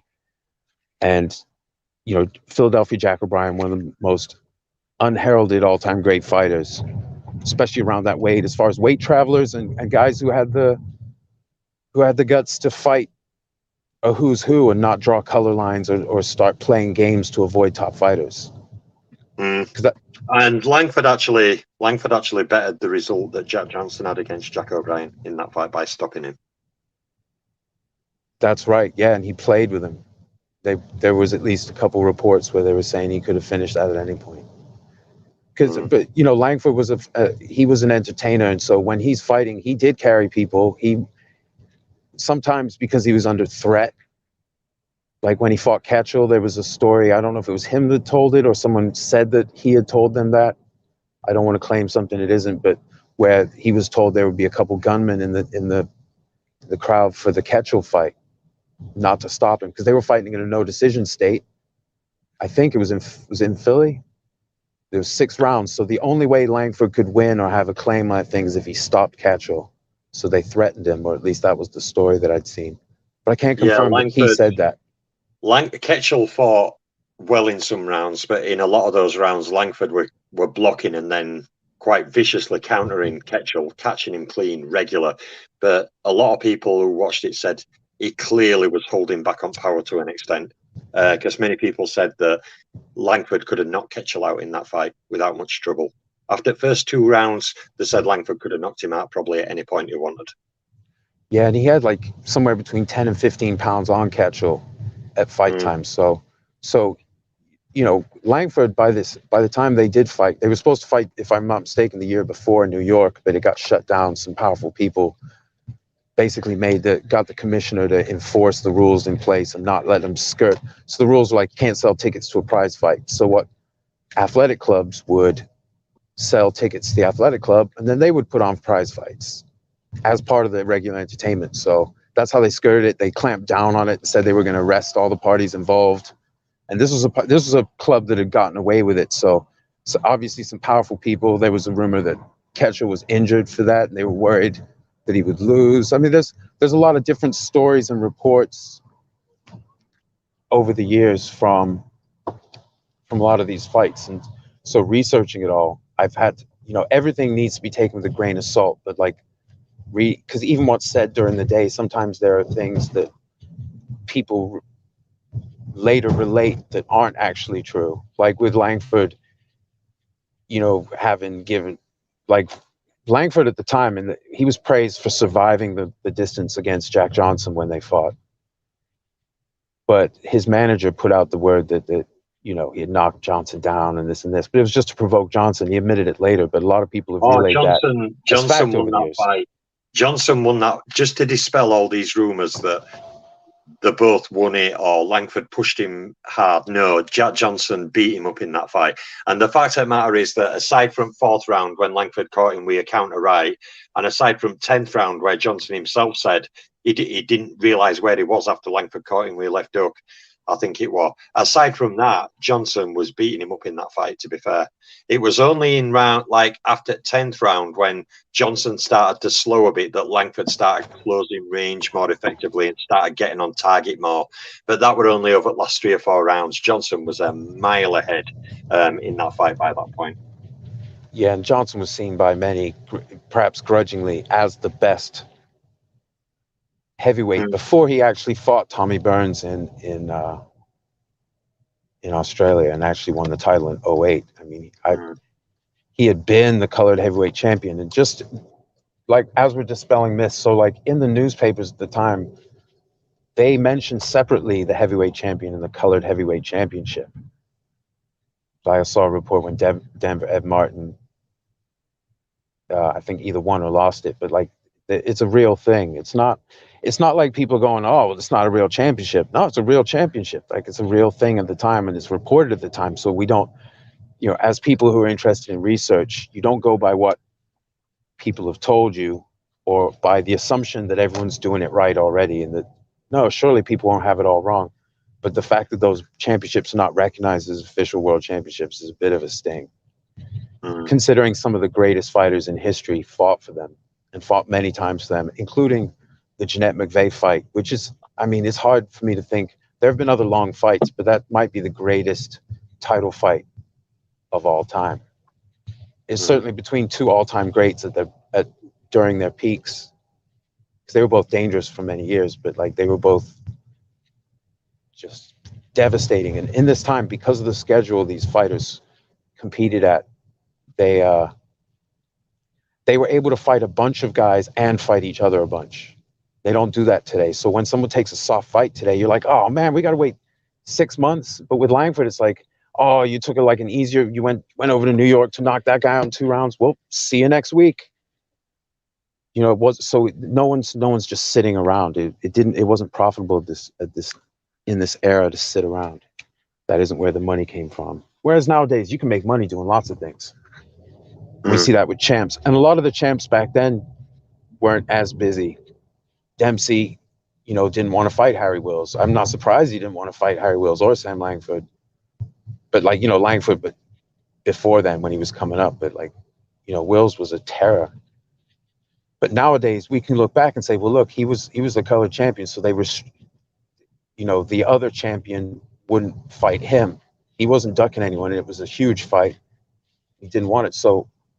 So looking at the history of it, separate from the myth and like people talking about this guy's the top guy, I know when you rank, you have the ring champ and then the other contenders. But really, if we're just ranking on the fighter, a lot of times, and this is true of Langford too, he was doing the best work. McVeigh and Jeanette were doing the best work during some of the years that Jack Johnson was the champion. He didn't even fight all the years he was the champion. They were so if you were just ranking who were the top fighters, like actually putting in the work, even sometimes the champion isn't the guy. And in this era, it would be so absurdly skewed, where Jess Willard isn't fighting, and then all these contenders are having tons of fights. And so that was the story of Langford's career. He wasn't just a top contender for many years because he won a few fights and didn't lose. He had some losses in there, but he was winning a ridiculous amount of fights every single year. So the emphasis every several weeks or every month or two, probably I guess every month at minimum, he's once again proving he's one of those guys. So it's very interesting how that played out, how compressed the sport was then. really was a season. But I just want to keep going. So he destroyed Philadelphia Jack O'Brien, which he should have. He had some size on him, played with him a bit, and then just O'Brien was a very mobile fighter, and he was trying to run away. Langford caught him. I think it was a long right. Uh, so then he knocks out Tony Ross, who had a size advantage. Then he fights Joe Jeanette again in New York.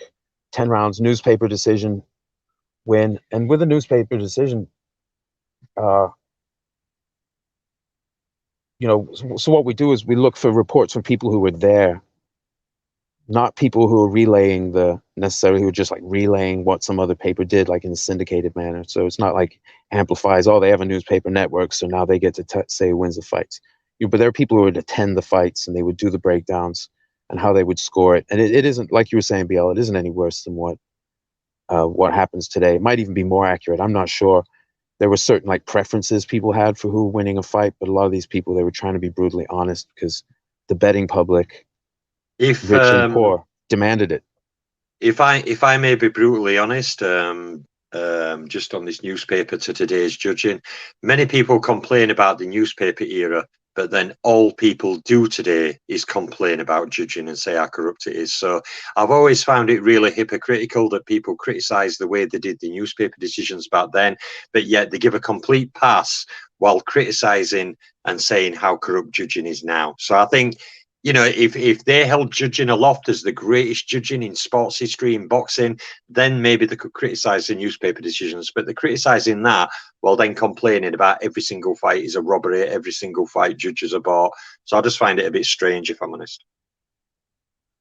Yeah, but like the adversarial nature of the press was such that generally you don't see a lot of fluffing. Usually they're just trying to call by their own criteria who won or lost. And if the ref is the only guy who decides the winner in most of these fights, then it comes down to his criteria, but they're not making it up as they go. It was all there was a lot of eyes that this stuff was very important at the time. So within the realm of sports in the countries that it was popular. So yeah, there was a lot of pressure on people to act right. It wasn't like today where they just do whatever and everyone just eats it and just because it's all very convenient. You sit at home and still watch it and just be upset. Like this is when they were trying to get people into the seats. So it had to be, and there were things where fights were deemed to not be on the level and they banned fights. It happened in Chicago, right? And they banned it for a couple decades over a fight. So this happened. So boxing was trying to navigate things at this time. But I think we should move forward. He does close out the year in December against the great Sam McVeigh in his first fight with McVeigh in Australia. Do you want to just touch on his going to Australia briefly? Oh, well, Australia was somewhere Langford had go a number of times in his career. Out there were a growing market for boxing. So to me, it were a natural thing that McIntosh and other Australian fighters and promoters who came to Europe and went to America would try and draw a market over there to use the popularity of these fighters to try and generate money over there. It were, to me, a more natural thing that had happened at some point. Yeah, and they had some big fights there. Burns had been fighting there. Who was Canadian of Italian descent, I guess. And at this time, people would take different names for multiple reasons. Sometimes they would take a name like Young or Kid of some aspect of a famous fighter's name. But sometimes they were just taking a name that sounded like there were a lot of Italian fighters who take maybe like an Irish name because of the fighters that have been dominant in the generation before. So it would just, you're more likely to get a crowd. You're more likely to get some traction if you had certain kind of names. So a lot of names are anglicized or just Americanized. Like Stanley Catchell's name wasn't Stanley Catchell. Stanislav, if I'm not mistaken. Although, so a lot of these things happen. It still happens today a little bit. Stipe Miocic, the UFC heavyweight, he was Steve in high school, but that's his actual name. So if he's going by it, more power to him. So it still happens once in a while. People have a name that just relates, because some people have really crappy names, so it wouldn't be very aesthetically pleasing if they did go by their real name. So that's true. So there's young Sam Lang. There's different versions of like Langford and Gans and and Walcott. Some of these great fighters, people would take the name in tribute and also just to be notable. But anyway, so that's 1911. I want to keep it moving because I'm long-winded and I've been taking in so much info. I'm babbling. So let's move on to your number 4. My number 4, actually, some people may be surprised because A, it's not his biggest year in fight number. B, it's a mixed record. He had 3 win, 3 loss, 3 draw. So he only had 9 fights that year. Yeah, 5 of them were against Hall of Fame names. But he only had 9 fights that year and only fought 119 rounds. But the thing that made me choose this one is the run of fights he had. Now, April, okay, he has 2 fights. Don't fight at start at year, okay. Traveling around. So April, okay, he fights battling Jim Johnson, who was not a technically refined fighter, but he was heavy-handed, he was tough and durable. So basically, generally, we're battling Jim Johnson, you ended up having long fights. And anyone who's seen the McVeigh and battling Jim Johnson footage know that he's a grappler, he uses his strength. So to a smaller fighter like Langford, with Jim Johnson coming in up to 240 pounds, he's 6'3"-ish, big guy, durable guy. They were difficult fights. He beats battling Jim Johnson. Then a week later, 7 days later, he fights Joe Jeanette, okay, and loses a 12-round point verdict. Okay, then he don't fight again till June, but he has 2 fights in June. One of them is another 10-round win over battling Jim Johnson. And then 21 days later, he fights and loses a 12-round verdict to the aforementioned Sam McVeigh, who I don't think I need to mention now. Then on July 16th, he fights Jack Thompson in a 20-round fight. Then in September, he fights Sam McVeigh again in another 20-round distance fight, before then fighting Jim Johnson again in October in a 15-round distance fight. And he closes out the year, this stupid, insane year in terms of the fight structure, with a fight in November against McVeigh that goes 10 rounds. That's a draw. And then he loses to the Black Panther Harry Wills in early December. So number 4 to me, 1915, is not based on how many wins or knockouts he has. It is simply that he fought this run, battling Jim Johnson, Jeanette, Jim Johnson, McVeigh, Jack Thompson, Sam McVeigh, battling Jim Johnson, Sam McVeigh and Harry Wills in just 1 year. There's no real easy fight there at all. Every fight is a tough fight in its own way. Absolutely. And I think Porky Dan Flynn, he made top 10 heavyweight in one of your years in your rankings. Yes, he did, yeah.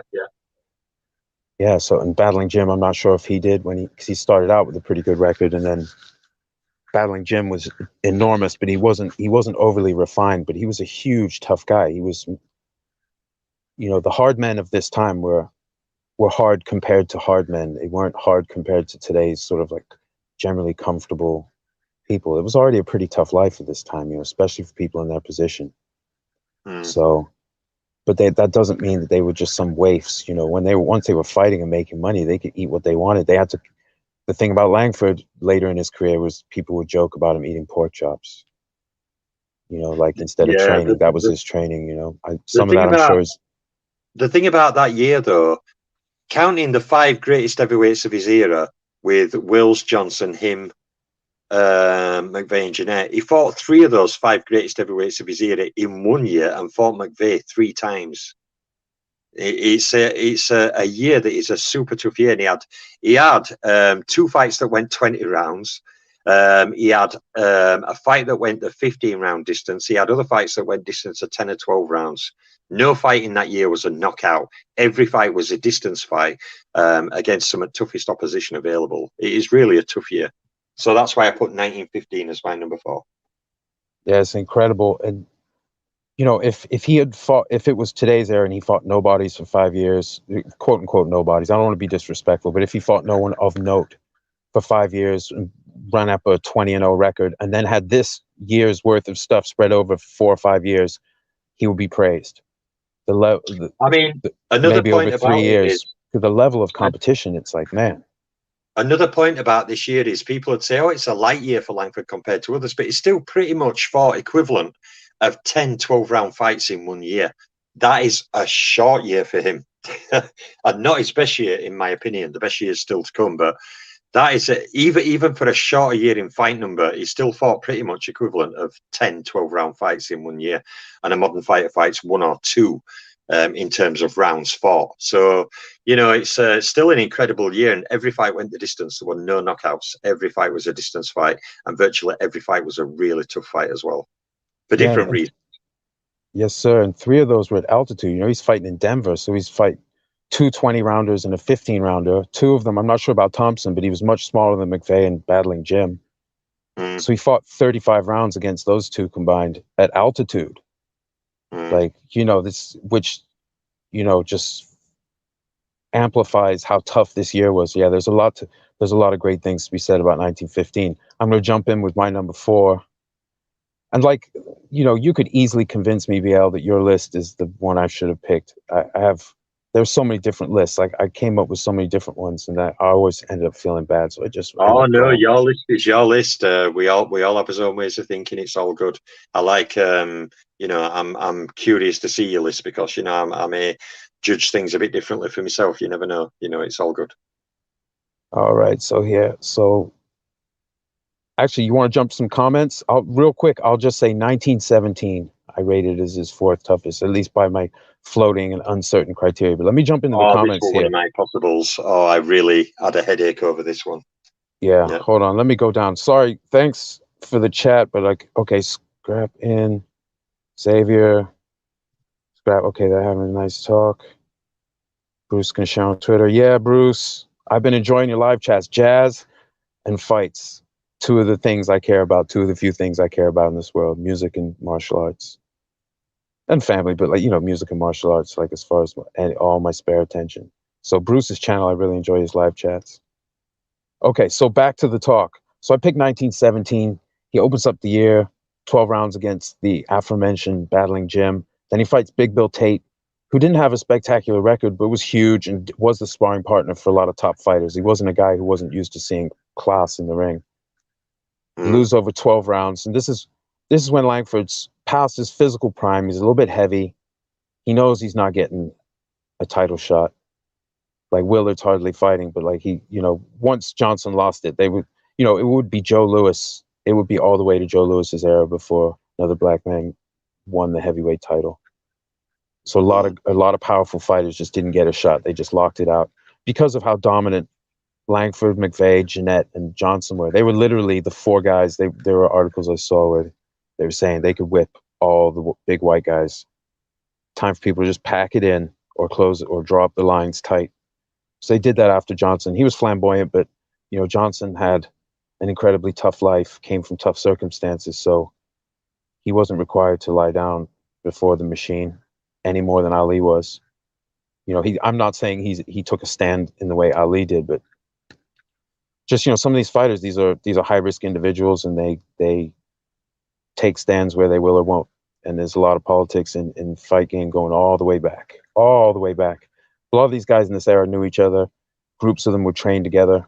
They would show up to each other's fights to learn stuff and also to just support each other. So it's a different texture in the sport now, where people are closed off because the walls of social media protect the athlete from getting out there. But anyway, so he fights battling Jim, loses to Big Bill on points over 12. Jack Thompson again for 10 rounds. DeVere, Big Bill knocks out Tate this time. Then he loses over 6 rounds, I guess, newspaper decision to Harry Wills in Philly in May. The great Harry Wills, like the dominant heavyweight challenger for a long time. He took over the mantle of the most dangerous guy being ducked from Langford. But That's right. Wills had a tough come up. He fought at a high level before he hit his prime, just like Langford had, just like a lot of these greats had. McVeigh and Johnson, not everyone. Certain people would fight very weak competition for a long time, but they didn't become notable. You had to fight people. You had to fight people who are known to be serious people. So sometimes the press would underrate opponents just to put that extra pressure, just to twist the knife. So then in June, in 1917, he fights big puncher Fred Fulton. And Fulton Was a damages giant. he's a huge puncher, and he damages his eye in the fight. He loses sight in one eye. And from that point, to my understanding, he is now blind in one eye. He can't use, now he's fighting as a Cyclops, and he's already past his physical prime, but he's so brilliant and so experienced, and because he still has some of the hardest punches that boxing has ever seen, he's still a dangerous guy. So he doesn't sit out for years. He doesn't have surgery. He goes to the hospital, but he's in August. He's back and he knocks out Andre Anderson in Buffalo, and then he's off to the races. So he fights 3 times in September with one eye. Joe Jeanette, 12 rounds newspaper decision win over Joe Jeanette. Knocks out Andy Johnson, and then loses over 10 rounds to Harry Wills. So he loses sight in one eye in June, and he fights Harry Wills in November. And then finishes Kid Norfolk in December to close out the year as a Cyclops. I don't mean to sound like derogatory, I don't mean to sound like too lighthearted about something that's very serious, but it's cartoonishly epic what he did. He's like some like Napoleon's marshals are like wounded and they just go and kick, don't take me off the field. Like some certain mentalities, just people persevere. And Langford just kept going. Like you said in your videos, BL, his career goes on forever. It really does. It does. Yeah, it does. So 1917, he's not at his best, but look at the level he's fighting at. And when he's not fighting, like you wouldn't say Big Bill Tate was one of the top heavyweights, but he was fighting at the high level and he was sparring. He was good enough to have guys to help people prep for and he top was fights. 6'5" as well. So this is because Langford's career at the moment, 1917, he has now passed his prime. He's leaving his prime 1915 into 1916. By 1917, people were saying he's clearly left his prime. He started approaching 190 pounds or above more regular than what he used to. He were not quite as sharp as what he used to. At this time, 1917, okay, is when Wills kind of entered his prime, and he were in his prime, well, like 1921, 1922. So fights from this point onwards in Sam Langford's career, he's left his prime. Wills has come into his prime. Like you mentioned, Harry Wills did fight tough fights early in his career. He fought a fight where he were beating McVeigh over 8 rounds, then got bullied by him for the last 12, losing a verdict. He fought a fight with Langford where he dropped him a few times. One of them, Langford sprained his ankle. He were immobile. His ankle stiffened up. It worked out by about 8th round. Then Langford started using that great tactic of exploding inside at speed and firing multi-punch combinations, and he actually started bullying Wills around the ring. This is bullying a guy who's 7-8 inches taller than you and 20 pounds heavier than you, but Wills could do nothing but try and evade him because Langford were coming in, and he knocked him out in that fight with a big sweeping hook in round 14. So Langford is still fighting this tough run, even though he's leaving his prime. And the Fulton fight, I've read a number of reports of that fight. Langford's eye, especially one of them, I can't remember if it were left or were horribly swollen after that fight. And some people have speculated now that they think he suffered a partial detached retina in that fight with Fulton, because Fulton kept smashing him with big, long, straight left hands. Fred Fulton was like nearly 6'6", really gigantic guy, and he just kept throwing long, straight lefts and long, straight punches. And over the fight, he were catching Langford more and more. Langford took a hiding in that fight because he couldn't get inside Fulton's range. Fulton was just too big and too long for a Langford leaving his prime. Right, and then fought 6 more times that year. Yeah, it's incredible. With a winning record. Yeah, it's incredible. 4-2, and wasn't stopped in the 2 losses. With 3 knockouts in 4 wins against the great Harry Wills, against one of the best. Another top 10 all-time heavyweight. I have Wills, Jeanette, McVeigh, Langford, and Johnson. They're all inside my top 10 all-time. This was that kind of era because the combination of the schedules people fought. Because before, when Jack Johnson was a champion, yeah, he wasn't fighting the top black contenders. He did fight Battling Jim, but who was sort of like, I don't know if he might have made the bottom of the top 15 or something at some point, or the top 10, but he wasn't fighting the top guys at that time, but they were fighting each other at this ridiculous pace, as well as fighting a bunch and beating a bunch of other guys. So you look at McVeigh, Jeanette, Langford, and Wills, later Wills, their record against just people versus their record against each other is pretty wild. Also, I have to put in a defense of Battling Jim, because people have come to me and said, well, he's got a bad record when you look at his win-loss column and draw column. But I always temper it and say, well, you've got to realize that the greatest heavyweights of all time, Jack Johnson, Langford, Jeanette, McVeigh, and Wills, just go and count up how many fights Battling Jim had against those 5 Hall of Fame heavyweights. He had entire pile of fights against those 5 guys. And that is where a lot of his losses came from. He did suffer other losses as well. But when you look at his career and see what percentage of his career were fought against those 5 Hall of Fame heavyweights alone, it kind of answers a little bit about his career, because all of them heavyweights attested that he was durable, he was hard to knock out. You always were pretty much guaranteed a lot of rounds when you fought him. Yeah, you could beat him, but every fight were rough and sapping. So I think he's a bit underrated based on his record, to be honest. Even though he was a bit crude, he used more his strength and his heavy-handedness to try and wear you down and get you out of there. But yeah, he was certainly a handful. He was certainly, even Langford could barely knock him out. You know, all the fights, if you go from 1914 to end of 1915, he fought him, I think, like 6 times. Didn't knock him out once. And we're talking about a guy who could knock out virtually anybody, who could knock out Eddie Wills, but he always had trouble knocking out Battling Jim. Yeah, and again, you know, he was remarkably hard. You know, he fought a crazy schedule. He was a huge guy. He was fighting with the size advantage most or all of the time, but he had the stamina to go long fights. This was a time when you had to be conditioned, because in certain schedules where you're going, you know, there are guys like Philadelphia Jack O'Brien who had an incredible resume, but a lot of them were 6-round fights. He was more one where he could get the best with his technique and his movement and stuff, but later in the fight, some of these guys could make them wars. And a lot of these great fighters fought each other in wars, just like Jeanette McVeigh. And fought 3 times that year. The same year they went 49 rounds. They fought 2 other fights, long fights. And so this was a time where part of the negotiation for fights was how long they were going to fight for. It's like Langford wanted to fight Ketchel over, I think, 25 rounds on the West Coast for a big purse in the championship, Ketchel's middleweight championship. Ketchel's people offered him after the New York thing fell through, they offered him 6 rounds in Philly. And then, like he said, he was threatened not to finish him. So maybe that's why he was pulling back. He was kind of worried that he would get hurt. You know, they weren't going to let him take that title. But anyway, whether or not that would have happened or not, but like, it's still the threat, you know, supposedly.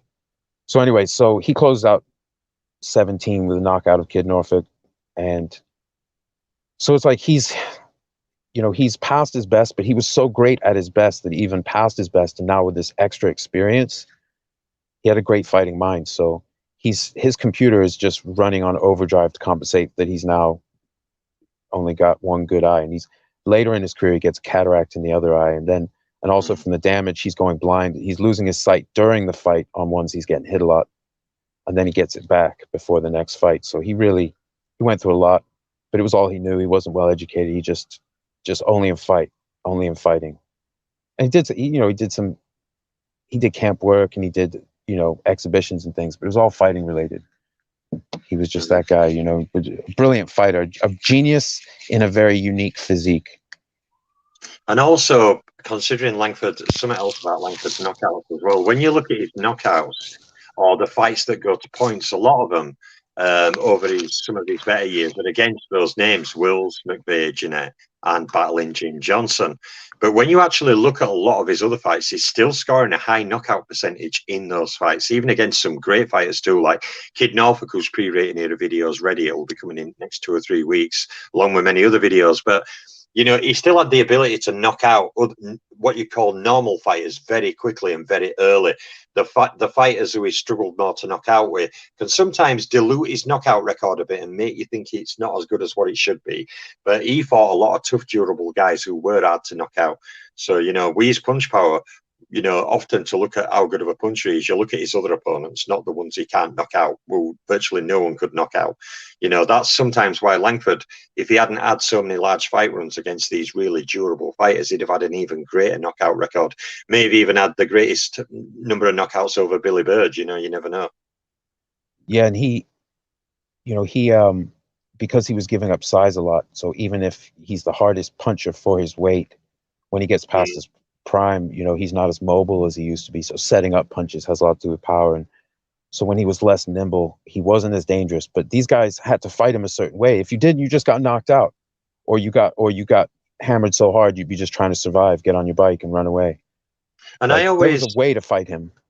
I always think people always make a mistake as well, because what you find many people do, and you'll see it all the time, is they'll say, well, this guy at 5'8" cannot punch as hard as this guy at 6'3". But as we know in real life, You can get some guys at 5'9" who are very powerful and strong for the size, who can whip guys 6'5" in arm wrestles, can pick guys 6'5" up off floor. You know, it's not always about the size that denotes that punch power, because too many people make that mistake with Langford. They say, well, he's only 5'6.5", so he can't hit that hard like a modern heavyweight. That is not true. You know, smaller people can be very powerful people. Look at Barbados Joe Walcott, all that wrestling he did and grappling and everything. You know, he was a very strong fighter. So when he let his hands go with that powerful frame, he had a lot of power there. You know, Langford were no different. It's kind of like, I was just going to say something then, but I've lost it. But people should also not get that mixed up. The height of a fighter does not determine who is the hardest puncher. You could get a fighter 5'11" or 5'10", and they could punch harder than a guy 6'4". So we always have to be careful in downgrading Langford based on, well, he's small, so he can't possibly hit as hard as a guy bigger than him. That's not true.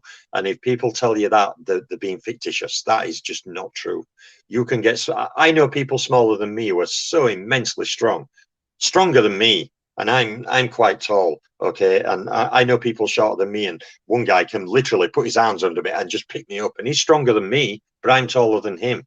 So, you know, it's we always have to remember that as well. Yeah, and down there in the bottom two in the middle there, Bob Fitzsimmons. You know, I saw an article that basically said that Langford had taken over from Fitzsimmons as the hardest puncher in the sport. I've seen an article similar, yeah. And neither of them were big at the time. I mean, it's not like people didn't know what was happening. Size has always been an advantage. That goes back to the roots of fighting, martial arts, overcoming size, overcoming adversity. And we can check that, because if someone said, oh, well, they had a size advantage, no one thinks, oh, so he was smaller than the guy. We all know that size is an inherent advantage. So Fitzsimmons and Langford, they weren't the biggest guys. Lewis wasn't the biggest heavyweight of his day. Marciano definitely wasn't. It's about mechanics, kinetic linking, and just a combination of things: timing, placement, experience, the relative size to the opponent, the angle. Like Langford's punching from below a lot of these big guys. He can push off the floor. You can see it slow motion in his video. Sometimes he's pushing off the floor. Sometimes, like Joe Louis, he's picking up his back foot, so he's sort of on the fulcrum point. He's like using that to just transfer all his weight for a telling punch. You know, he had different ways to punch. He was so experienced that he fought so many great fighters, and he was training up the upper left there and the upper right. You know, Georgie Byers was a serious guy who fought above his weight. And Bob Armstrong on the right, he was a dead serious guy in his day, and he training in fighting training and as a sparring partner. He was serious. So Langford's studying with these guys. They're traveling together. They're part of his camp. And so he's fighting, he's training at a very high level with guys who were champions, who were colored champions. He's not training like, oh, I'm in the garage because I'm broke. He's making good money. He's got an entourage, like his camp travels with him. So he's doing heavy duty things, and he's living the life, you know. And unfortunately, he died with no money because he made and spent a fortune. He's one of the many.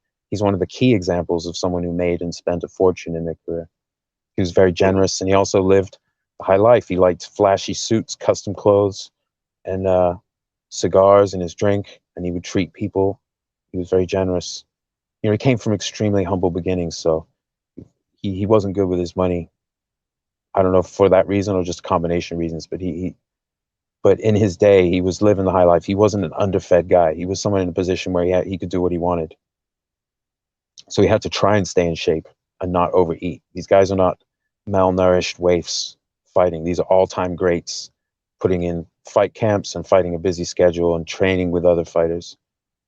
So when they're not fighting, they're doing something. They weren't sitting around. But anyway, so would you like to go to your next year? Yes, So that's number 4. Let's speed. We can even speed it up if you want. We've done a lot of the peripheral material. Yeah. It's all good. It's up to you though. This is excellent. This is first rate. I have at least another hour and a quarter that I can do. So we're good. Good stuff. We'll try and get it done. So my third year, my third best year of Sam Langford, I'm actually going back in time. I've got 1920, 1915. I'm now going back to 1905. Now, this were another one that could have swapped places with other years around it. But this is a Langford fighting at he did fight up through weights through this time, leading to 1906 fighting for coloured heavyweight title against Jack Johnson. But he also still had fights against many great lightweights, welterweights, and middleweights in this time. And 1905, okay, he had 14 fights in that year. He only lost 2 of them. He fought a number of champions and Hall of Famers and fought 168 rounds in that year alone. But one of the reasons why I picked on this one, okay, is the fights against fighters you mentioned, like Belfield Walcott, okay, in January, 27th. Then a few weeks later, he fought the loop puncher Dave Holly. Then he fought other decent fighters like George Gunther, and then a new name crops up, a name whose career video is ready, and that will come in coming weeks too. The Baltimore Demon, young Peter Jackson, a two-handed puncher who fought champions or Hall of Famers from lightweight to heavyweight, okay, from Bobby Dobbs and them, who were coloured lightweight champions, fought guys who were great fighters across every weight up to heavyweight. Young Peter Jackson were a fast two-handed puncher. Langford beat him twice, okay, in May and June, and then fought him later in the year where he drew a 15-round point verdict. That's 3 fights with young Peter Jackson fighting 45 rounds. And in between those fights with young Peter Jackson in May, June, and then September, he had 2 fights against the tough, rugged brawler Larry Temple, who were a good, rugged fighter, stand and fight with you. And then he also, in that time, had 2 fights with Jack Blackburn. Now, one of them in August 1905 was the fight where Langford finally found the tactic to remove Jack Blackburn's jab out of play, and Sam Langford was judged to have won the verdict for the first time, a clean win over Jack Blackburn. And Langford employed a tactic of jabbing and then left hooking off the jab while moving out to Blackburn's right, and he flustered Blackburn in that fight for a lot of rounds, employing different tactics, and actually fought really well and kind of had Blackburn on the defensive, as in he couldn't quite counter what Langford were doing. He closes out that year fighting on Christmas Day against the Hall of Fame heavyweight Joe Jeanette, an 8th round stoppage loss. Now, Langford did lose fights by stoppage later in his career, but early in his career, there's virtually no stoppage losses. Now, in this 8-round fight, the first 4 rounds, Langford was the governor, okay? But in the second half of the fight, Jeanette employed multiple punch body combinations, then switching it up to head and started breaking Langford down, stopping him in 8 rounds. So a great early display from already a very experienced Joe Jeanette over those first few years of his career. So that's an incredible year. You know, you look, he's fought Belfield Walcott, he's beaten Dave Holly, who's always a tough fighter. He's fought young Peter Jackson 3 times. He's fought the great Jack Blackburn twice. He's fought Joe Jeanette. Just another crazy year with lots of rounds, lots of Hall of Famers, a busy fight schedule. He had 3 fights in September. Larry Temple on 7th, Jack Blackburn on 20th, and young Peter Jackson on 29th. They all went the distance of 15, 10, and 15 rounds. He fought equivalent of over 3 12-round fights in September 1905 alone. And 2 of those opponents were Jack Blackburn and young Peter Jackson, 2 great black fighters from turn at last century, and 2 deserving proper Hall of Fame, as I'll say in Blackburn's case, and definite Hall of Fame entry in Jackson's case. Incredible year, 1905. Absolutely. And this was a year I was like, oh my goodness, some of these years, because this is the year I'm studying closely. And you can imagine this would be a whole career's worth of notable fights for a lot of today's boxers. That's not to put them down. They fight on a TV and promotional schedule that's different to this day, when it was about live gates and there were so many clubs that were putting up purses. So boxers would just travel around earning purses, win or lose. And the best of them would win enough and win enough side bets to put some money away to build it up, or at least get through, live a decent life. But yeah, he's fighting just a crazy schedule, but he's durable. He shows that all the way through his career. He's very durable. He does get stopped at times for injury, or like the Fulton fight. And like Jeanette stopped him here. I think they maybe threw the sponge. But he's not like invincible. He's fighting above his weight largely, and he's always learning, win or lose. He's always learning, and his computer mind is going through all these different styles. So that's why later in his career, even when he's far past his physical prime, not very mobile, he can still win at a world-class level if you're not careful. Will's found it out. 19th round too. So he's just dangerous for his whole career until the very, very, very end, when he's literally blind. He just shouldn't be there at all. Yeah, agreed. But he's always, You know, but at this time in his career, he's like this young prodigy, and he's already beaten Joe Gans and fought 15 rounds with Walcott that was reported as a draw, but that Langford should have won. So for the people who are reading the papers around the country, that whether or not he has the official score on his record, they know that Langford pretty much got the best of Walcott. More papers who were on the scene reported Langford to have gotten the best. Walcott basically came on strong late, but it was deemed to not be enough, but the ref thought it was enough to make it even. He wasn't necessarily scoring rounds. But it was a fierce battle, and Langford was as gracious as a man could be about the fight. He had so much respect for Walcott, as did a lot of fighters. Walcott was he was a pound for pound all-time great, not in resume, but in the ability to kick ass above his weight. Like the literal sense of for his pounds, he was a phenom, just like Langford became. Even before Langford fought, I know it's a different year, but even before Langford fought Joe Walcott, he revered him as a legendary fighter already. Yeah, and he was living in Boston. I think he was living in Malden, which is now part of Boston. And another thing about this year with those young Peter Jackson fights, a lot of people don't realize young Peter Jackson. He's knocked out or stopped 4 Hall of Famers, including Langford, Mysterious Billy Smith, Philadelphia Jack O'Brien, and he fought Jack Johnson, a heavyweight. He fought Jack Johnson at heavyweight. Young Peter Jackson was a very dangerous fighter. When he was in good form, he was a major problem. You know, he fought many great fighters. Lost to Joe Jeanette, of course, at heavyweight as well. But he fought from lightweight to heavyweight, and he's a sensational fighter. And even fighting young Peter Jackson 3 times in 1 year, you know, we're talking about, again, a guy who was very strong, very quick, a 2-handed puncher. He had stamina to fight lots and lots of rounds. He was just a real handful. So even fighting him 3 times alone in that 1 year, when you add in all those other fights he's had as well against Blackburn and Jeanette and Dave Holly, in sensational year.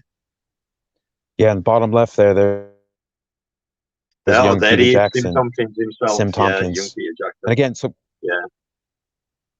And Peter Jackson, the colored Australian, if I'm correct, heavyweight, he was a great of a previous generation. So Jackson's manager at one point, okay, you're young Peter Jackson, but there's like, you know, certain names were used a lot because of the greatness of the fighter, and some names are just used once or twice maybe.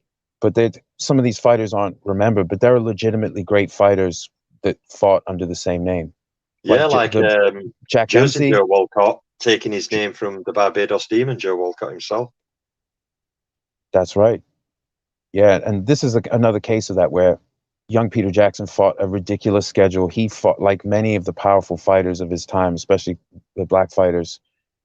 He fought above his weight. That's one way that people could get opponents, is if they had a size advantage.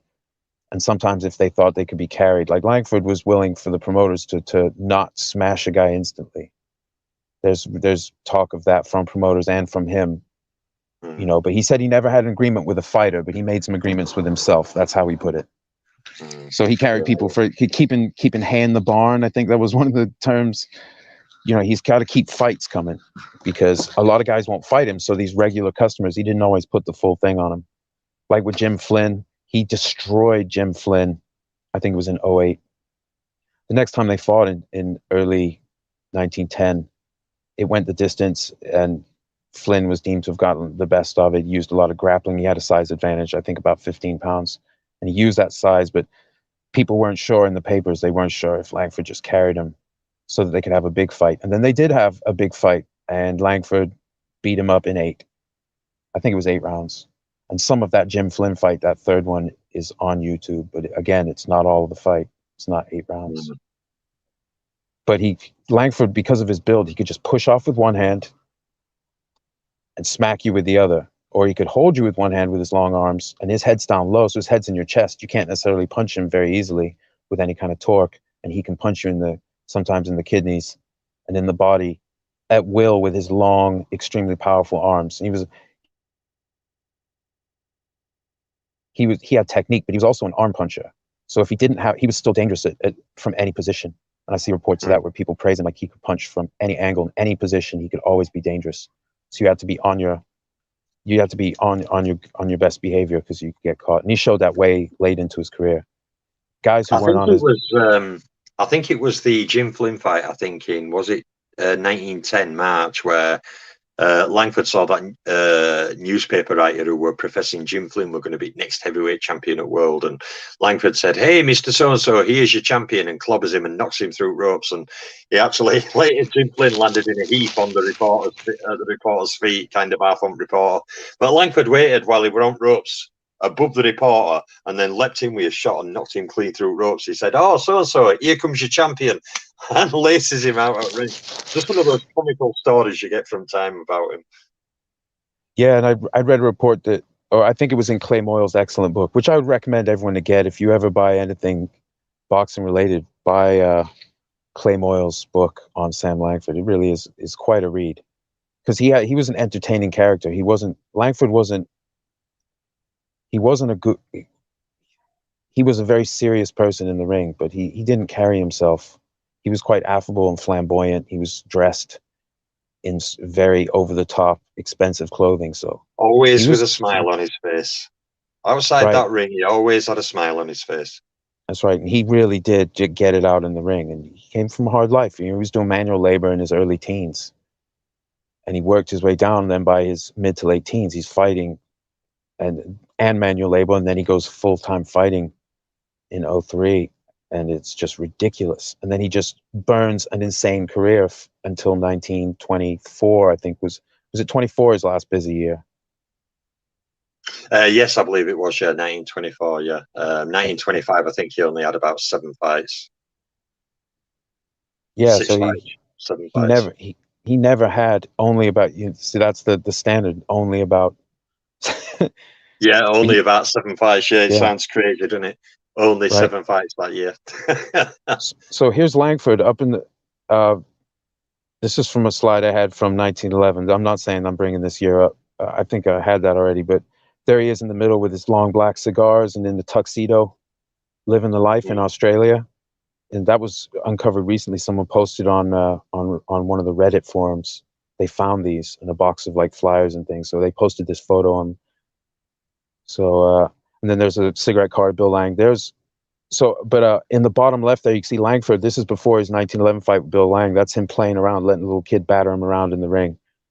For the sort of upstanding gentlemen in the crowd, in their tux and tails or whatever, their formal attire, the English crowd. But there he is he's an entertainer. That's what people need to understand. He was a star and an entertainer. And at that time in boxing, you didn't have to be the only champion in a division to be a big star, big money-making attraction.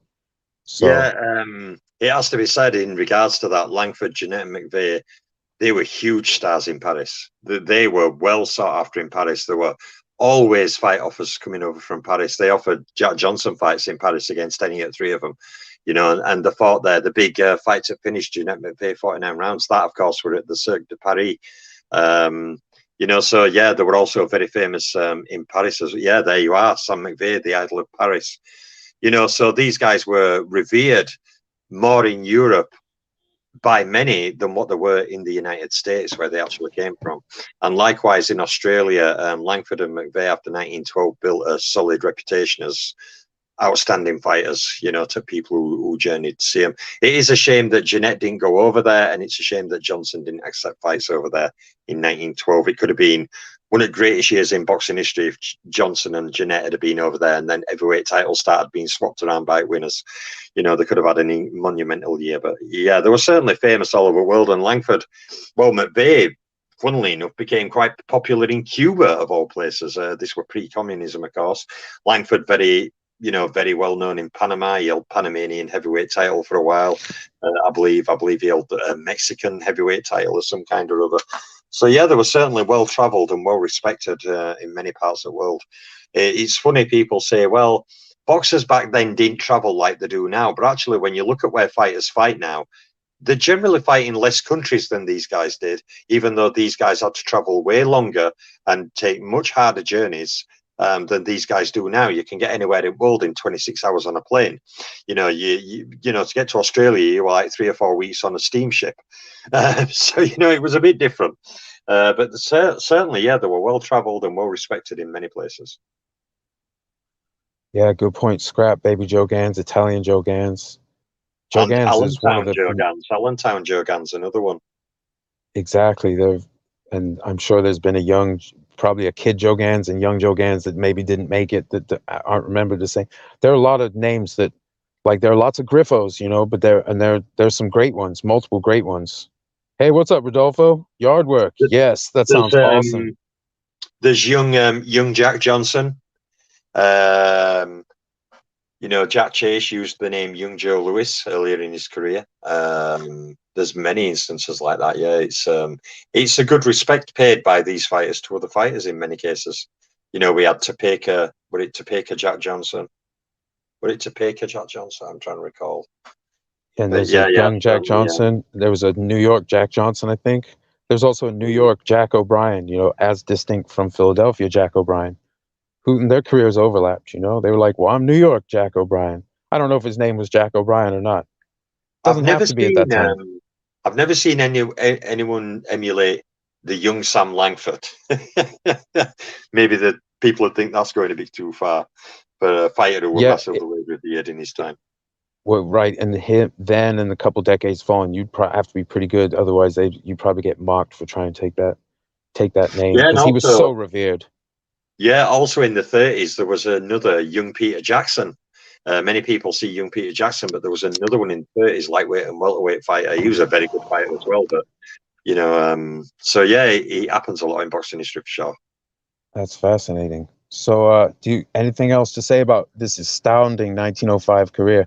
And this is his third full season. So this is the end of his third full year, Yeah, like from and when he look at the started a busy state of that. schedule, And that's following on from 1904, which itself were an insane year in many ways. So right? incredible fight runs. And to put it in perspective, if he just fought young Peter Jackson and Jack Blackburn, maybe That just that'd have once been a good each that year. year, that would be like Yeah, today. yeah. That would be like today. You'd be like, whoa, you fought young Peter Jackson and Jack Blackburn in the same year. Respect. You're fighting the top guys, the top notch elite echelon guys who only, you know, ridiculously good guys, but like he's putting it on because the way you made money in that day, he's doing more. He's doing a ridiculous amount. But if you're ready, BL, I'm going to switch over to my number three. Yeah, yeah. All right. So for number three, I picked his 1914 season. Oh, another one that were a big headache for me. Yeah. Just look Yeah, at that insane year. all in one year. 14. This is like so the year before he had lost to Ed Gumbo Smith, which I laugh because you say he's under your direct protection, but I know what you mean. He fought at a really high level. He has some really good wins. He was a very good Oh, fighter. my Ed Smith. Yeah, my Ed Smith. Yeah, everyone has to leave him alone. My Gumbo, because if he wouldn't have got disqualified against Carpentier, he were going to fight Jack Johnson. He were going to win. I'm He might joking. have. It's I'm hard to joking. But what say. a good I, fighter. I think with Johnson, it's worth noting that because the way people talk about championships and they don't credit the color championship and like just the general discourse, that Jack Johnson's the full magnitude of his career. It's easy for people to underrate him by just looking at the title fights, saying, "Well, he didn't fight these guys." Yeah, but in the lead up to winning the world title, he fought a ridiculous level of competition. Albeit guys who were younger in the careers, like Jeanette, first 22 fights, McVeigh, first 12 fights. But yeah, I see your point. He was unbeaten coloured heavyweight champion. He got that title, never lost it, defended it multiple times, and then became full world heavyweight champion of the established alternate belt. So in a way, he was unbeaten coloured heavyweight champion, and then he only ever lost that one title fight to Jess Willard. For heavyweight title, he only ever lost one title fight, Jack Johnson, in his whole career of over 20 fights for both belts. So that's quite incredible, really. Yeah, and he did fight. When he was the champ, he did fight some of the contenders. Although the people that most of the boxing world considered to be the handful of key contenders, Langford, Jeanette, McVeigh, Had and already then beaten him. right, he could say, "Well, I got you already," and then people would say, "Yeah, but they weren't even 21 then." I don't think like they've hit their prime since, and same with Langford. But Johnson was doing his thing, and this was he had a tough life. So I never want to minimize him and his decision making. and second guess what he was doing, because that was a really, really ugly time racially, and what black men especially were dealing with at that time. So The one thing, he the did one it thing one I way, do hold, Langford did it another way. That's just what they did. I'm just yeah. going to celebrate their sport career. Just one more quick point on Jack Johnson. I agree in America that it was very hard for him to not fight those fighters, but there were offers from Australia, France, UK, Cuba, Mexico, Panama, where Jack Johnson could have freely fought Langford, McVeigh, Jeanette whenever he wanted. Oh, 100%. And he So, absolutely knew what he was doing. He yeah, definitely yeah. ducked. He definitely ducked them. But the way I see it, he fought other really good fighters. He But I has a always very counter that by saying, due to the fact of rampant racism, in a way, I'm glad he did beat up on all the so-called white ups, because it sent a message to establishment that just because he's a black fighter doesn't mean he's inferior, like many people back then believed. So in a way, even though I say, yeah, he could have fought those guys, and he should have gone to Paris and took that 30,000 to fight McVeigh, and he should have took that on a disagreement to fight Langford in UK, and he should have gone to Australia, and he should have gone to Cuba to fight McVeigh in 1915. But ultimately, at the same time, I'm like, yeah, teach establishment a lesson by whipping all their hopes. So I kind of counter it both ways. So I well don't blame him for his understandable. decisions in a way. And the first part of his career, his actual physical prime, not necessarily his fight prime, but because he got, as he got more experience, he got better. But when he was at his peak physical form, he was the guy getting shafted. He was still at his best when he got his shot, but I mean, he was well into his best years because he had all this high level work and respectable body of work going into the world title. So once he got there, he just did what had been done to him. Is he picked his fights, and he beat enough good guys that people wouldn't say anything, and he lived a great life. He lived a rich life, racing cars and making appearances, because the champ, the heavyweight champ, could make good money doing talks and appearing in theaters and stuff. It wasn't just fighting exhibitions. There were lots of ways to make money if you were one of the absolute key guys. So when he was that, he made the decisions he did. Fighters today do it as well. I rate Langford above him because I'm just rating sport. I'm not rating fame or business sense. So, but they're both great fighters. I have them both in my top 10 all time, in my personal one that I've sort of built up. But this year of 1914, oh my goodness. So P.O. Karan, I think, was past his best, a few years past his best by this time, but he got him in one. He fights Battling Jim. I'm not sure who Kid Cotton is. Roughhouse Ware knocks him out. Fights 10 rounds to a draw with Wills. I guess this is a younger Wills. Knocks out Bill Watkins. Fights another 10 rounds newspaper win against the enormous Battling Jim Johnson. Then he fights Kid Cotton. Battling Jim again draws over 12 rounds. You see, he knocks out Cotton. So when he's not fighting at a huge size disadvantage against a pretty tough guy, he's finishing a lot of guys, knock them clean out. He plays with some of them. Then he fights Joe Jeanette to a draw in New York to over 10 rounds, or a newspaper draw. So like it was balanced. That doesn't necessarily mean that everyone was calling a draw. It means that it maybe an equal number of writers thought it went one way or the other, or the draw, and it was even. But anyway, then Colin Bell, then he avenges his 1913 loss to Ed Gumboat Smith. That's a great win on his part. Brutalized him. He came in out of shape in 13 and he lost. Righteously lost. He wasn't robbed or anything. And he came back and he was in supreme shape. Yeah. He was in supreme shape and he absolutely battered him. He just beat him mercilessly because he had a point to prove, because at the time, Gumboat's, I think his camp, I'm not sure about him, but his camp and his supporters were saying that, he schooled Langford and that, Langford was done. So in this fight, he made a point of battering Gumboat. So, but then he fights and he loses over 10 rounds, or at least newspaper decision, 10 rounds to the Joplin Ghost, Jeff Clark, in Joplin. Only 6 days after the Gumboat Smith fight, lad. 6 days. Right. No time to party, no time to celebrate. Well, on the way, I guess he was known for that. He definitely celebrated, but he was, especially, I think, Australia, Paris and Australia, the man liked to drink. He was in some drinking capitals of the world. So I think that might have had something to do with the extra weight. I'm not sure. But he was still just incredibly dangerous. But Jeff Clark was very mobile, very difficult fighter to pin down, jabbing and moving. What Bill Lang had tried to do, but he was much slicker than Bill Lang. which is why Yeah, Bill Lang, much better ring IQ. Jeff Clark had. right? Plus Bill Lang, kind of they were insulting. A lot of fighters were kind of derisive toward Langford before they fought him, but most of them after they fought him had Were something very different to say. respectful. Even if it was Yeah, grudging respect, even if it was tinged with like racial insults and things, they would respect because they had no choice because they were like, oh, they kind of get it afterwards. They're like, what's about this little guy? Lang would have been one of those, and then after the fight, he's like, oh my, he got me good. I think one Like, good way of punctuating the Bill Lang and Jeff Clark scenario is, if anyone asks me about that, is Bill Lang were fighting clearly to survive. But Jeff Clark was elusive because he was considered a great defensive fighter.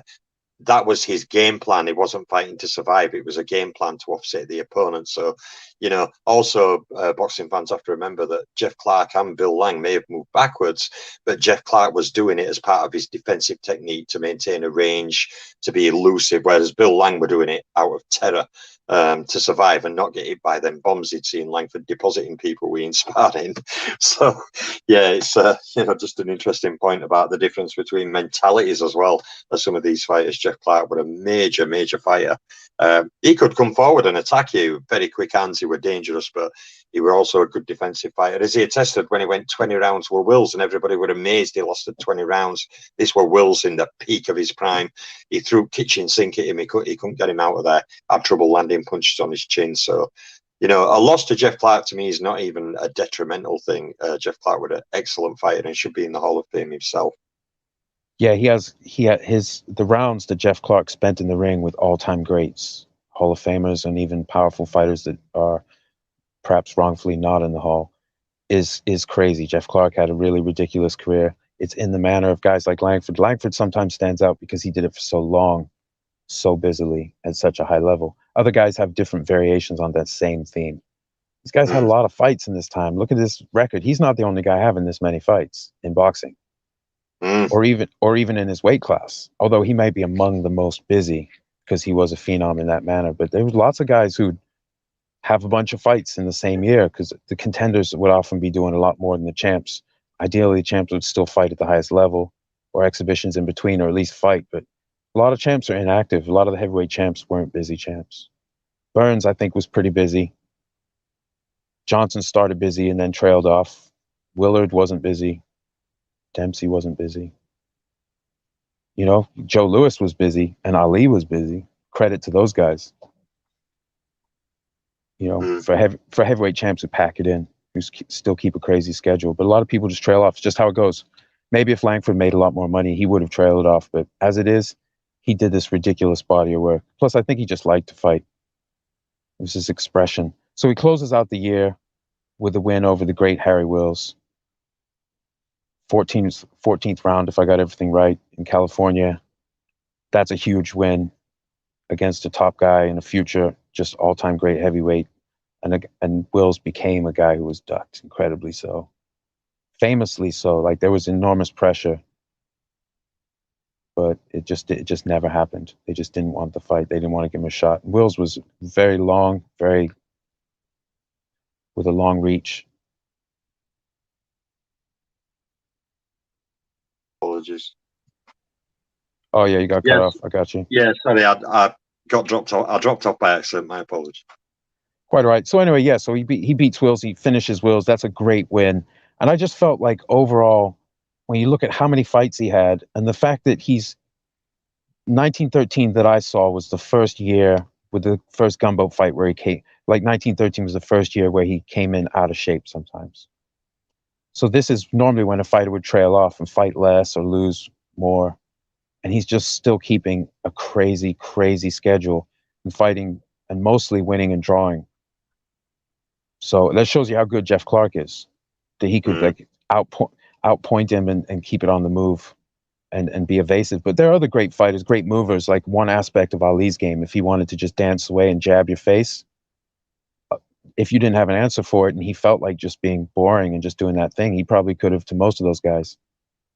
Not everyone has the solution. So Jeff Clark, if you didn't have the particular thing, or if the ring was larger ring, it was a rough night. Not Yes, that for he would sure. necessarily knock you out, but as far as winning a fight against you, he was serious. He was a celebrated guy. It So he's was not like a a He was like a bigger version. He was like a light heavy to heavy version of Dave Holly. A good defensive fighter, good skills, very tricky. A real handful. yeah. So that's all I've got to say about my number 3 pick. Would you like to do your number 2? Yes, I would. Right. So now my number two, okay, is another tough year of the many tough years, and it is 1918. Okay, 1918 is my number 2 year now. He had less Hall of Fame fights this year than other years, and he only fought 109 rounds. He had 14 fights. Okay, he lost 3 of them. But 1918, okay, he doesn't fight for the first part of the year. Okay, following Kid Norfolk fight, he's been spending time around everywhere, traveling. He actually didn't make his proper fight debut in 1918 till April. It is against Harry Wills, and Harry Wills knocks him out with a brutal clubbing right hand. He then fights Harry Wills the next month after and gets stopped again, this time around later in round 7. He then has 2 fights with battling Jim Johnson, again, both of them distance fights, 18 rounds in total. He then fights the ever, could be capable Jack Thompson, beating him, then knocks out Roughhouse Ware before fighting another distance fight over 8 rounds with battling Jim Johnson. And then he goes into a run, okay, of 4 fights, okay, from August until November. 4 fights on the trot against Jeff Clark, okay? All 4 of them go distance. 1 6-round distance, 2 10-round distance, 1 12-round distance. That's 4 fights against the Joplin Ghost on the trot. He only wins 1 of those, okay, officially on the cards, but that is a tough fight run of 4 fights against Jeff Clark. He then closes out the year, okay, knocking out Jack Butler. He then fights Jeff Clark for a 5th time, gaining his 2nd win, this time by NWS, before losing 11 days later at the end of the year to the giant Fred Fulton, of course, who he would fight later and suffer, the year before, and suffered a lot of damage. He fought Fred Fulton again, but over a shorter round number and lost on points. But 1918 to me is a tough year. It starts out 2 knockout losses to Harry Wills, gets himself back together in following months. Okay, he fights battling Jim Johnson 3 times, but rest of the year he fights Jeff Clark another 5 times in this 1 year. And then, of course, he fights a man who gave him a real hiding in 1917 behind those long jabs and straight rights, Fred Fulton again, but fails to gain revenge. 1918, really, really tough year. A lot of tough fights in there, a lot of distance fights in there against some of the toughest contenders of the time. Yeah, that's a ridiculous year. And a lot of these years, like I said, I could easily argue for 5 different lists. It would have been easy. It would have been easier, in fact, to present 5 different top 5s. It's tough, but we had to narrow it down. That's part of the challenge. This was an excellent pick right here. Now, do you have any further thoughts on his 1918? I don't have much to add. I think you put it beautifully, but look at all those fights against Jeff Clark. A very difficult style to fight, and you can see that from, the 3 draws all there in a group. It's like Jeff Clark was a serious guy, especially as Langford by now has lost some of his mobility. Yeah, fighting Jeff Clark 5 times in a year, it'd be like having 5 fights against Andre Ward in a year, with 2 fights against Sergei Kovalev in a year, with 3 fights against Darnell Boone in a year, with a fight against Anthony Joshua in a year, as a high-end light heavyweight, low-end cruiserweight. I mean, really, it is ridiculous, really. The fight run. And, it's the fights because, I think one of the things one of the things I've focused on, because I know Langford's career so well, is not just the opponents, not only the Hall of Famers and champions, but many other opponents like Clark, who was not a champion or Hall of Famer, Fred Fulton, same, battling Jim Johnson, same, fighters like Tony Ross, fighters like George Kid Cotton, fighters like Porky Dan Flynn. All of these guys could be really difficult fights. And in 1918, it's 3 fights against a guy he had tremendous task trying to knock out, battling Jim Johnson, plus 2 against a now fully in prime Harry Wills, who stopped him twice that year. Then 5 fights against a quick and defensive and mobile tactician, Jeff Clark. It really is an incredible year.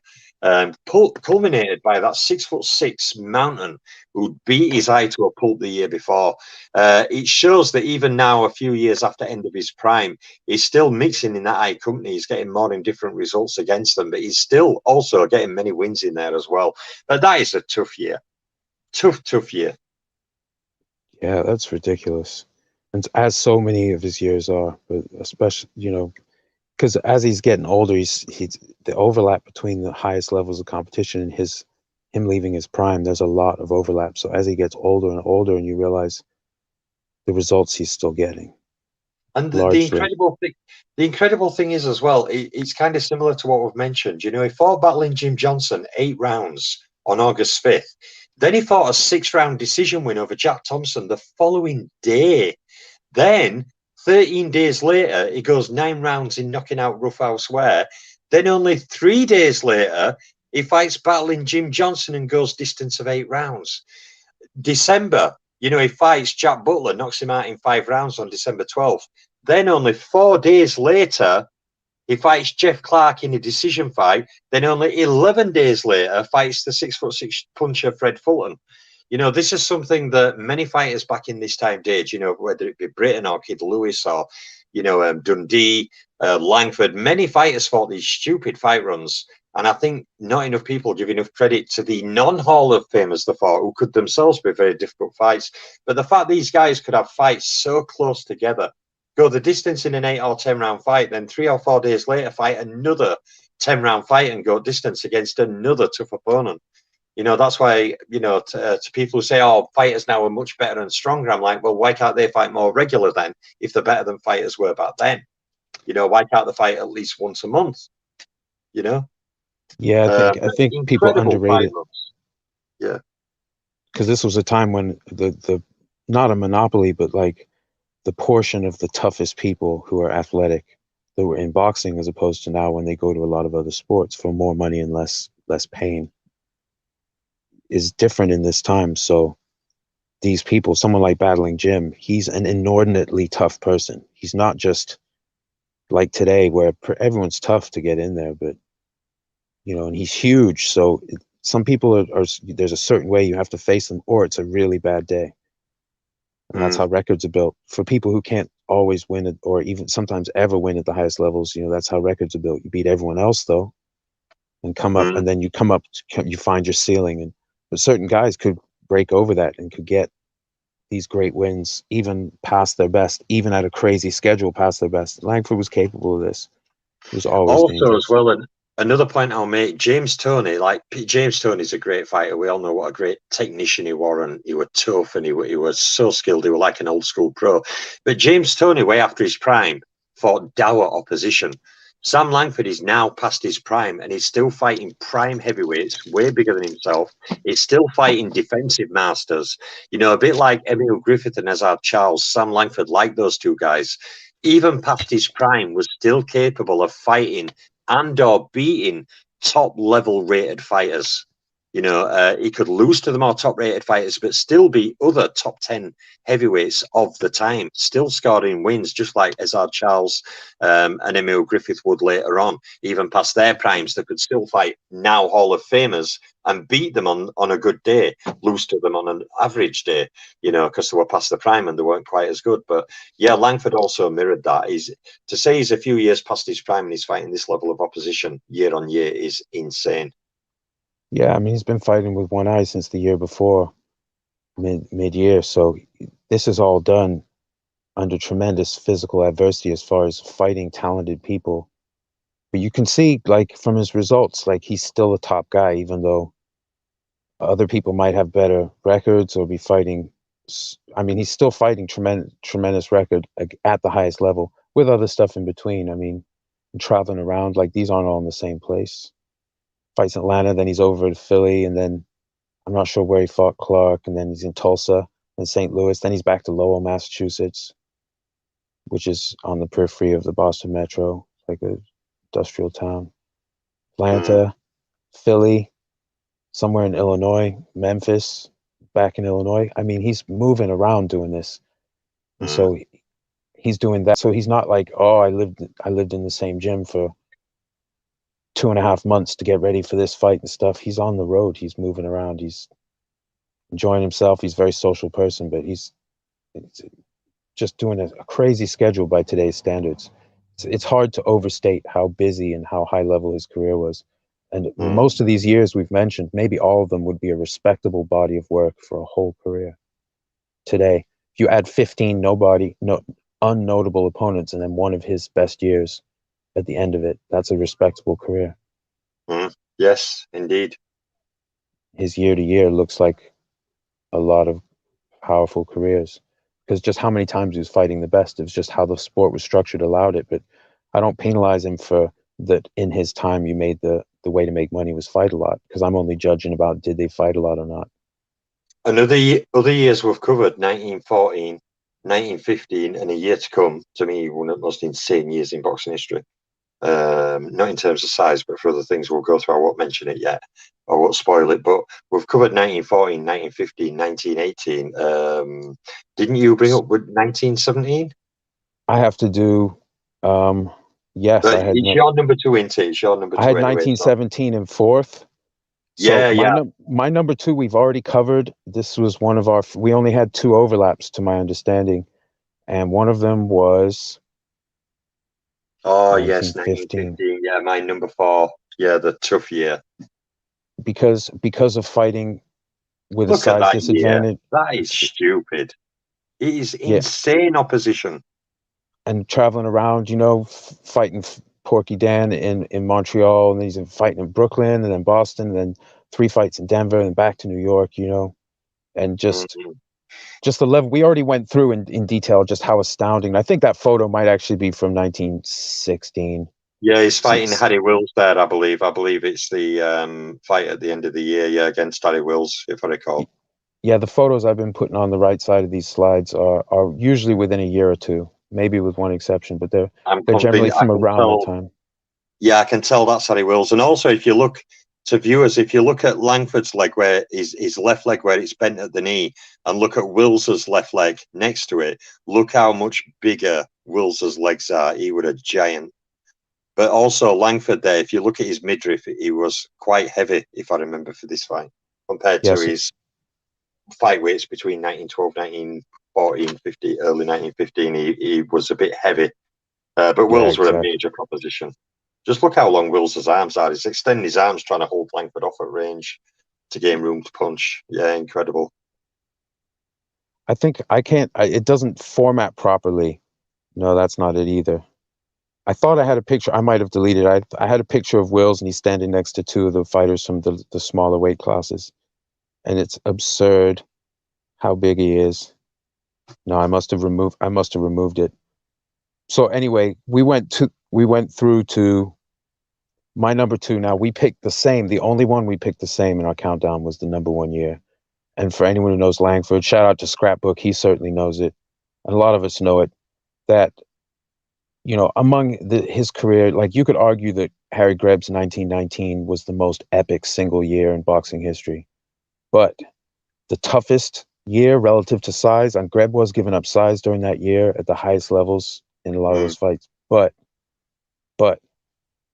I would submit that 1916, as far as a schedule and in the context of that year and the level of opposition, I'm not sure I've ever seen anything quite like this. I've seen busier years. I've seen years with some very notable fights, but I don't know, BL. This and Greb's 1919. Greb was obviously undefeated that year, which is mind-blowing. But the thing is, with Greb's 1919, I think it's one of the great achievements in boxing. It's not the busiest year, because if you look at Ted Kid Lewis and fights like that, they fought some insane yearly totals.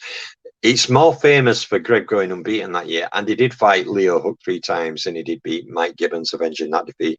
And incredible. That defeat he avenged to Mike Gibbons was the first defeat Gibbons had lost. That was the first fight Gibbons lost since beating Greb the first time.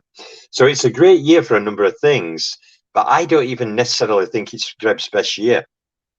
Greb in 1917 and 18 also fought insane opposition. Like in 1 year, one of those years, he fought 3 Hall of Famers: Jeff Smith, Battling Levinsky, and Jack Dillon in like 40 days, and beat all of them on points. Three decision fights in 40 days against 3 different Hall of Famers. So I think it was a great achievement year, but I think there is argument there. But if we come to Langford, are we going to as number 1? I think it's time, my friend. Oh, yeah. To me, I saw much earlier in chat, Scrapbook mentioned it somewhere. He said, so-and-so year was an amazing year, and Scrapbook picked it out of thin air, and yeah, he's right. I mean, I think this is an insane year, severe winning record, 1916, and I believe you have the same year. Now, people, just to give you a bit of info on this before I let Random jump in, I want to fire some stuff here, okay? He had 16 fights in 1916, which is a bit of symmetry with the year number. He only lost 3 of those, okay? He had 9 fights against Hall of Fame opponents in 1 year. Now, just to give you an idea, Floyd Mayweather has not had that many yet in a 20-plus year career. Langford had 9 fights against Hall of Fame fighters, and he fought 169 rounds, okay, which is a ridiculous amount of equivalent 12-round fights if the rounds were converted. He won 11, lost 3, drew 2, scored 6 knockouts, had 10 fights against men who held titles that year. To me, 1916 is one of the greatest years in boxing history for its sheer toughness. I mean, just go down the names before I let Random jump in. To give you an idea, January fought Harry Wills. February, I'll just go through the major opponents. January fought Harry Wills. February fought Harry Wills and Sam McVeigh. March fought Harry Wills and Jeff Clark. April fought Sam McVeigh and Harry Wills. May fought Sam McVeigh and Joe Jeanette. August fought Sam McVeigh. And even when you look at end of year, fights were Big Bill Tate battling Jim Johnson, which was a very rare Sam Langford knockout against battling Jim Johnson, but he had to go to the 12th round to get it. But that year, it's virtually every month. January, Hall of Fame. February, Hall of Fame. March, Hall of Fame. April, Hall of Fame. May, Hall of Fame. August, Hall of... In 6 months of that year, he fought Hall of Fame fighters, and in some of them months fought more than one Hall of Famer. And considering the severe winning record in there, and considering the number of distance fights he had, incredible year. Random, what are your thoughts on this year? It's insane, isn't it? It really is. I mean, you could break it into quarters and it'd still be an impressive year. It's just it's his peak. He wasn't at his peak. You can see on the right there, I believe that's actually from 1916. He was getting a little heavy set for him, but he was so inordinately strong and compact, you know, with short stature. He could carry weight. And he said that in a couple of interviews at the time. He's like, well, don't be fooled. You know, I'm rock hard underneath. He didn't literally say that, but just to paraphrase sort of the essence of what he was getting across. And he's fighting just this silly year. And if that was a whole career, you'd be like, what a great career. If that was someone, you could take a couple of those opponents out. But if you just leave the top level danger, my goodness. And stopping, you know, Clark, you know, and stopping battling Jim. I mean, and stopping Jeanette, you know, stopping Wills, all in the same year. Even ignoring the easier guys he beat, all in the same year. Incredible. The Harry Wills fight on February 11th in New Orleans was the fight where Langford set him up and hit him with the sweeping punch. And the punch knocked Wills out so bad that when Wills were back at the room where it, you know, left to got ready before going to ring, Harry Wills were in room and asked his handlers, when am I going to ring to fight? This was like 15 minutes after the fight had ended. Harry Wills was brought around. He were partially carried out at ring, but he were kind of roused at ring edge. Went back to his, like, what would call a dressing room now for more of an effect. But then it were 15 minutes before he even realised that Langford had already knocked him out, because he said, when am I going to ring to fight? And his manager said something along the lines of, fight's over, Harry. And that was it. He didn't even remember Langford had knocked him out. So this small man knocking out a big, in his prime heavyweight with that brutality, with a single sweeping punch, is incredible. It were also in New Orleans fight that Harry Wills were interviewed after the fight and said that Sam Langford has hit me with harder body punches than any fighter I've been in ring with. Yeah, a lot of people said that. And in later years, when people were doing fantasy fights, a lot of people who had seen Langford and sometimes even fought him noted that, you know, certain styles were just made for him. They were saying that about Dempsey. Like, oh, the way he comes in, he would have been easy pickings for Sam. Oh, it'd have been dog food for Prime Langford. Prime Langford would have watched his shoulders, let him come in, and fired them brutal counters as he came in, and they had concussive force on him. And you know, like Sam Langford often said, one of his famous tricks was he'd position himself at mid range and he'd watch his shoulders, and as soon as your shoulder twitch like you were going to throw a punch, he'd step in and fire them short hooks right to point at chin with left or right hand. And if they caught you when he were coming in, you know, he could just literally knock you out. I always say that if people want to see that move, watch Burt Cooper against Holyfield. When Holyfield's coming in and Cooper steps forward and fires that short right hook and times it and catches Holyfield clean on point at chin, and Holyfield is all over the place.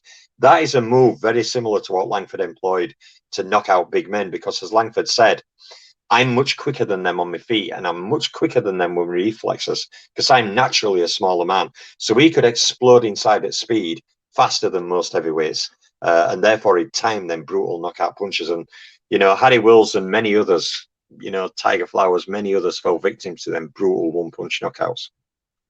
Absolutely, and I think that's partly why Langford was able to maintain a long schedule way past his prime, was he still had that punch. So regardless of everything else that was happening to him physically, all those disadvantages, he still had just a ridiculously hard punch and the experience.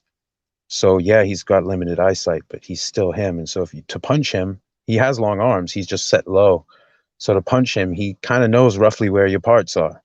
He can still do it. So guys could game plan, and certain great, you know, Wills, eventually it got to the point where Wills could just predictably beat him. But Wills was a great fighter who had the tools and had the experience against great fighters to be able to do that. But he still had to watch out.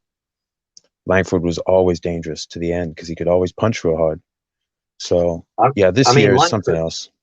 Langford fought Harry Wills 4 times that year. He also fought over 50 rounds against Sam McVeigh that year in multiple fights. You know, he's really insane. I mean, he fought again, and this is something that goes underrated. He fought Sam McVeigh a 12-round decision fight on May 2nd, 1916. Then only 10 days later, he fights Joe Jeanette, another Hall of Fame heavyweight. Now, this was a fight where Sam Langford finally put Jeanette out. Jeanette out, and basically Sam Langford, that's when he famously said, well, I could never keep Joe down, and in this fight I wasn't even intending to knock him out. He caught him with a punch that he didn't think was that hard, but it just caught Joe Jeanette right and finished him.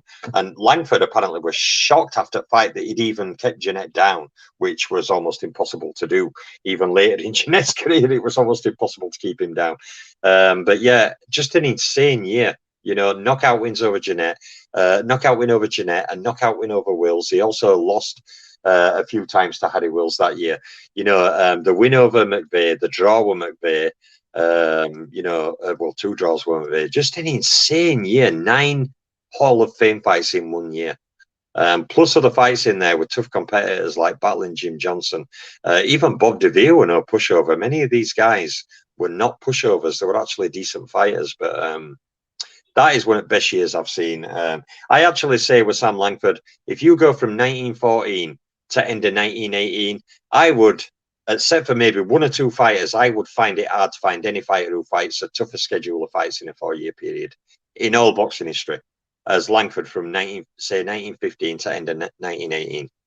Insane total. And 1916 is the capstone to that incredible period when his opposition is just insane. Yeah, there are just levels, and when you look at the amount of fights he had at not only the highest level but in total, so he wasn't just winning like a lot of guys. They'll just try to win a few high-level fights a year. That's admirable. I mean, it's all very difficult. It's all very dangerous and difficult.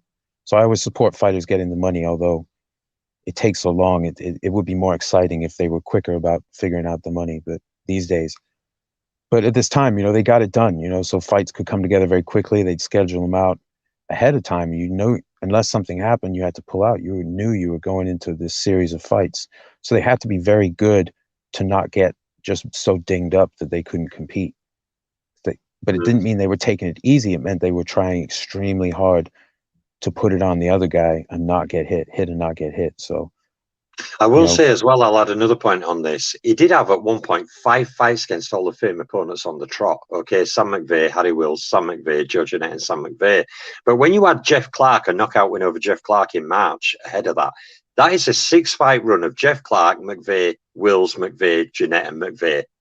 I mean, that is an insane run of fights. And he had another fight against Wills that same month. He fought Clark in March. That's right. Yeah, yeah. In March 7th, yeah, he lost a 10 And you round could keep, decision. and you can go through his whole year, crawl forwards or backwards through his whole year. There's never a point where you're like, oh, whatever, he's just sitting around. Like, my goodness. And I this, mean, he fought, this is insane. He fought Harry Wills on February 11th when he scored that famous knockout in New Orleans, his last win over Wills after an earlier one. But he knocks Wills out and he's fought 19 hard rounds. But then only 6 days later, he fights one of the most durable, heavy punching heavyweights of that era, Sam McVeigh, and goes 10 rounds in less than a week since he fought a 19-rounder against prime Harry Wills. Well, not prime Harry Wills, more next year it came into his prime, but you know what I mean? He's fighting a young heavyweight, a big puncher himself, 19 rounds, and then he fights one of the great heavyweights at that time, another one, McVeigh, and goes 10-round distance. It's insane in only 6 days to fight 29 rounds, 2.5 12-round fights in 6 days against two heavyweight Hall of Famers. It's incredible. with a size disadvantage. Yeah, with the size disadvantage in both fights. That's part of it too. Is Langford part of the thing that stands him out? You know, in so many different ways that this happens, but in one of the ways that he stands out is because he was fighting the whole range of styles, martial art styles. If you just step back and just think of martial arts under this rule set, so he's fighting McVeigh, who's a huge, powerful guy with knockout power, but who could fight on the retreat, stuff his jabs, stiff jabs, hooks, and really punish you for coming toward him. So Langford, nobody stood and banged it out with Langford because he was the guy with the biggest punch, you know, when he was at his best. So no one did it. No one just stood there, and you can see in his fight with Lang tries to plant his feet and go because he's 30 pounds heavier. He's in good shape. You know, he's not a light 20. I think he was 203. Langford was giving up maybe over 200 pounds, yeah. 30 something pounds, and he just beat the brakes off him. And when he tried to plant his feet, he was getting schooled. He was getting battered because Langford was nearly invincible physically. So, you know, you could just hurt your hands on his head, or you could just, and he could slip. He could do things like watching some of the action between the two. You can see him at one point does like a little pull counter, and he kind of bobs at one point to get out of the way of one, throw his own. You know, you couldn't just like, oh, I'll just do this to this little guy. He had so many different ways to fight depending on who you were and what kind of statement he was or wasn't trying to make in that fight. When he was really trying to make a statement, when he was at his best, it was ugly. I mean, for any fighter to fight, you know, Harry Wills 4 times in 1 year, Sam McVeigh 4 times in 1 year, and fight Joe Jeanette in the middle of that, and fight a very rare knockout over battling Jim Johnson. It's insane. I mean, fighting Wills 4 times and McVeigh 4 times, that'd be like fighting kind of, I don't know, what could you call it? Ernie Shavers 4 times and Larry Holmes 4 times in 1 year, plus another 10 fights around that nearly. I mean, it's really insane, really. But the levels of adversity. And hold on a second. Here's Langford landing a nice left hook on Bill Lang. You see Lang's bent over and he's almost as tall as him, but you can see he's ripped. He's not like a soft muffin top 203. Yeah, you can see edge of his 6-pack up front. Yeah, he trained like crazy because Langford was known like this. Had he won this, he was the top contender at this point, I would say. Yeah, and like I said, they were planning to take him to America when he beat Langford. This was his launch pad to top a heavyweight tree, but Sam Langford put a one-sided beating on him and said no chance. Yeah, and here's Langford chilling over by the ref, letting Lang collect himself, and he put a horrific beating on Lang, to where, you know, it was like some of these larger wins or these notable wins that Langford had, when he really wanted to make a point, unless the guy was the absolute top class, like a Jeanette or a McVeigh or a Wills, like when he wanted to make a point, when it was a statement win, rather than say like the 6 rounds against Catchell, you know, once he hit his prime, it could be really brutal. And a couple writers, they were saying this was a bloodbath fight. And so, you know, and he beat Bill Lang mercilessly. And Bill Lang, when you watch a lot of footage, he tries here or there, but a lot of time he's in retreat. He's flying around that ring, Eris Landelara style against Canelo, determined not to like get beat up or knocked out. And yeah, and it was a very disciplined win because like you can't hold and hit. So Langford, in the footage that is there, you can see him just literally, and he's holding his hand up to the crowd because he's a showman. He's just sparred some kid. I don't know if that was the day before or the day of, but he was just letting some kid batter him around the ring. He's a showman, so he's very aware of perception, and he's a big, notable person. He's very flamboyant in his dress, very easygoing. He's an entertainer, so he's putting his glove up like, I don't need to hit him, but I could. You know, if you had the different rules, I could get him real good. And Lang knows it. And he's doing what he can. You know, he's trying to move. Like I said, there's a great video. I think it's Jack O'Brien and Tommy Burns. I think it's on one of these YouTube channels. Long video, over an hour long. You can see Jack O'Brien, like some of how he would fight, where he's moving laterally constantly, jabs and things like that, and then jumping in to clinch and fighting. And Lang was trying to do what he could, minus the clinching part, but he definitely benefited from the no clinch. And actually, an overzealous official ruined one of Sam Langford's fights with McVeigh in Australia because he got silly with it. He was threatening to disqualify them for not even breaking the rule. It got so extreme, and someone had to tell him. But that was roundly criticized in the press at the time. Shout out to 11Z's. Thanks for joining us. Shout out to Scrapbook. Thanks for being here, my friend. It means a lot. And thanks for the extra input, Scrap. I'm trying to throw it up, but I'm also trying not to hit the wrong button here on my phone while I talk. This has been excellent, BR. I really appreciate you joining me. I've been looking forward to this tremendously.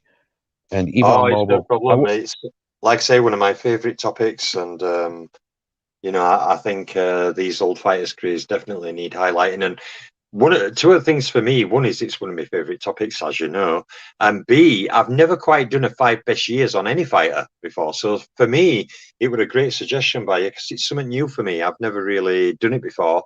You know, I've always looked at whole career on my videos, never really singled out periods. But you know, you've partially through this idea and working this list out, I've on my feats, achievements, and accomplishments video playlist that's going to be growing this year. There are some videos that are kind of themed on this kind of thing, looking at periods of fighters' careers only as great feats. So it's kind of motivated me to do a different style of video in a way, highlighting different information sometimes rather than the overall career. But yeah, I've certainly enjoyed it. And like I say, you know, like you mentioned earlier, Langford's career is so vast that when you do take off 1926, maybe 1925 as well, where he fought, you know, guys like Wolf Larson, Tim Sullivan, not really great fighters or really top level fighters, but from like 1903 to 1924, I'd say, just insane. And we could have picked 15 years in that time, and easily. All of them would have stood up.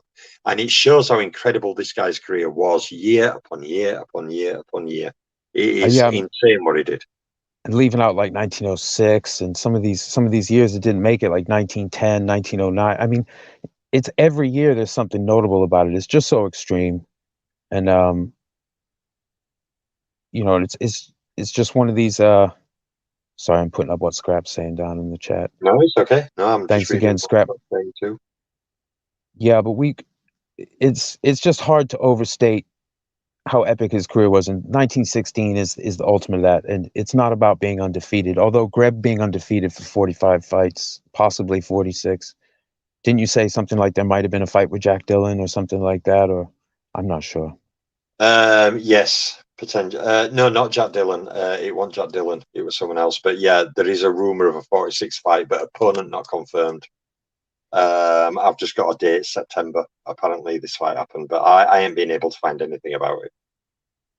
Yeah, but like, you know, it's just good to celebrate what these guys did because he died poor and blind, but he was quite a jovial fellow on some level for his whole life. He definitely was tough in character as well as you know, incredibly skilled and experienced. You know, he had a real mindset, a proper mindset. He was generous and personable. Even when he was interviewed in the care home, when he was found and he did that famous interview, you can see footage of, he's totally blind. He's still laughing and joking.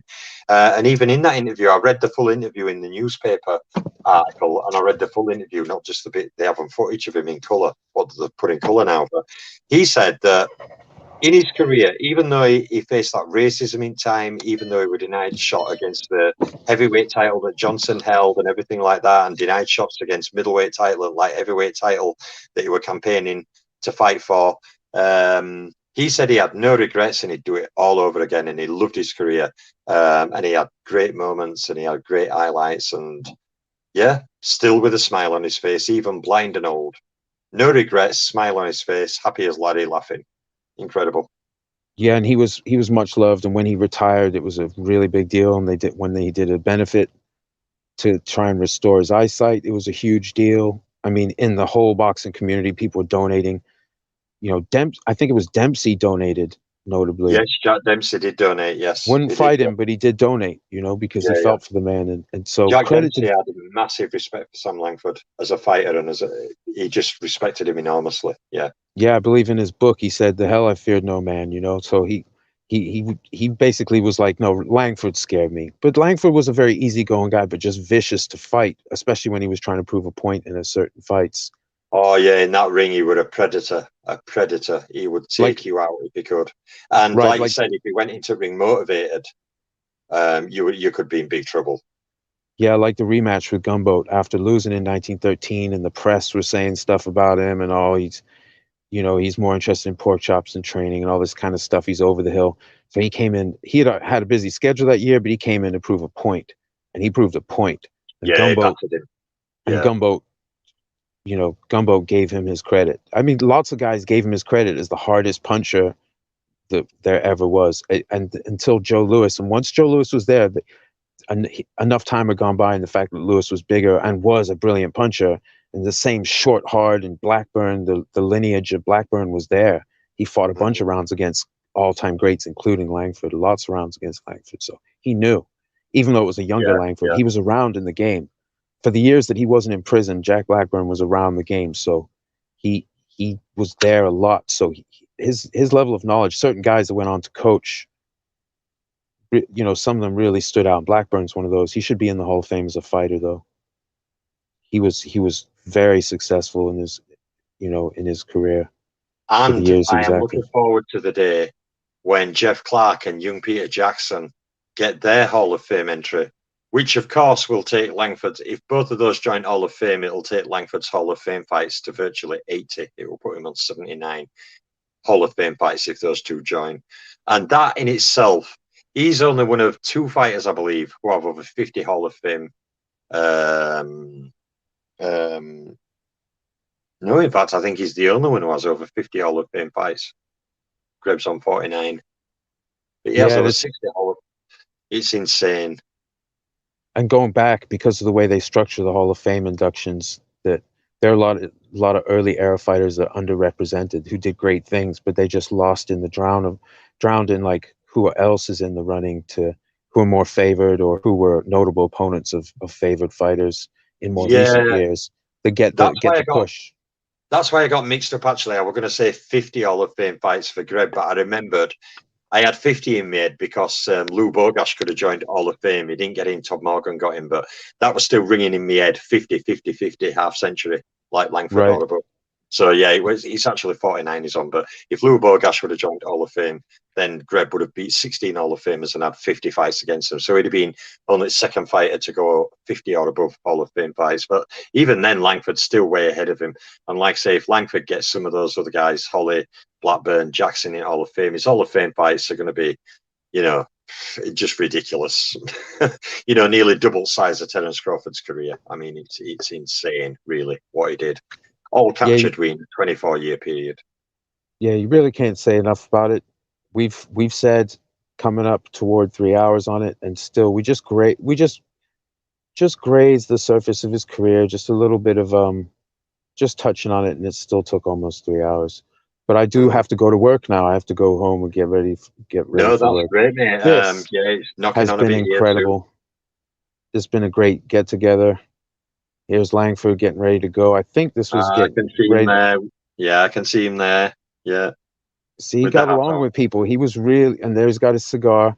He was very affable. So even though he looked scary physically, especially in that racist era, like he looked scary, but he was really quick to smile, and he had a great sense of humor, and he was sort of jovial Mm. and generous, almost to a fault. Like he was just extremely, I'm not sure, I can't quite put into words. It's hard to sum up a personality like that, but he was also tough as nails and liked to And fight, and he also, was good at it. yeah, also I'll add as well that he's my pound for pound number one all time. I think he's your pound for pound number one all time, and he's scrapbook boxing's pound for pound number one all time. That's right. And a lot of people on some of the more hardcore boxing heads on Twitter and on other platforms also believe that he's either the top, or some of them believe Greb. Mm. And there's an argument for both. I don't resent anyone who's giving credit to different greats, or even people who pick other fighters and who can clearly define their criteria. So they could say, under this criteria, I believe this guy is the greatest of all time. There are lots of great ways to measure something as varied as fighting for money. So, but I personally have Langford number one. I've never seen anything like it. And from watching your videos and listening to Scrapbook Talk, especially, but a lot of other people who've done some smaller levels of content on Langford, less of it, but also very informative. He stands out. And there's only a couple guys. One of the guys you give a lot of credit to, Rosenblum, again, had scrolling through his record is just crazy. Like, whoa, what is this guy doing? But he wasn't necessarily known as a finisher, so But maybe he also doesn't as stand well, out. Rosenblum in my entire database has a record for most fights against top 10 rated fighters in rating era. But I've done a number of calculations, and a few of them, not being quite as harsh, a few of them Langford would beat his total anyway. Langford would have more than 150 fights against top 10 rated fighters if ratings existed in his career. It's really insane, really. And that just encapsulates everything about him, like we've said. The crazy fight runs, the great puncher, the great weight mover, the great pound all-time fighter. Just a legend. But I'm going to let you go because I'm wary you need to get to work and need to get ready. But Yeah, I it's would like been to thank you anyway. I've really enjoyed this chat. And I hope all the listeners have enjoyed it. Scrapbook Boxing himself said, "Great content, nothing like it." That's great praise coming from him. So I think hope we've done a good job. It's been a great chat, a lot of information, and hope everybody's enjoyed it. And I've enjoyed joining Random Acoustic Thoughts, and hopefully we can do something else in the future, certainly together on another topic. It'd be fantastic. Well, so you got a shout out from one of mixed martial arts most hardcore old school fans, Jay Wolf. He's a legend in the online MMA community, and he's like an omnivore. He watches more of everything than anyone, with only a few guys in that same realm as him. He actually requested we do a thing on Greb. He heard about him. He was fascinated, I think, for some tweets. So he actually requested. So I'll put that out there if you ever want to try and do Greb's 5 top years. That's almost as difficult as Langford. I'm down Well, for we it. go from one of my favourite topics to another of my favourite topics, Harry Greb. I'm always happy to talk about Sam Langford and Harry Greb as well as many other fighters, but those two, yeah, I would certainly be happy to do an Harry Greb's top 5 years. Another very tough one, but another one I'm really, really knowledgeable on. I've researched him insanely. So yeah, that'd be fascinating. Yeah, I'd certainly be up for that. Oh, fantastic. Well, we'll talk about that. Thanks to everyone for tuning in. Scrapbook, especially, thanks for being here the whole time. People listen after the fact. We'll have some other ones. And if you have any questions, put them in the comments. And just thanks to everyone keeping it positive. And yeah, we'll have something else coming. But this has been really enriching. I appreciate it, BL. And let's do this again soon. We most certainly will, covering Harry Greb. I can't wait to do that one. Thank you to everybody for listening, and subscribe to Random Acoustic Thoughts. For me, myself, Hardline Boxing Talk, I am uploading again. Lots of videos coming this year, lots of pre-rating era career videos, so watch out for those. Yeah, absolutely. Oh, thanks, Scrap. Yeah, these were images I put together. It's something I've coming up. I'm still researching it.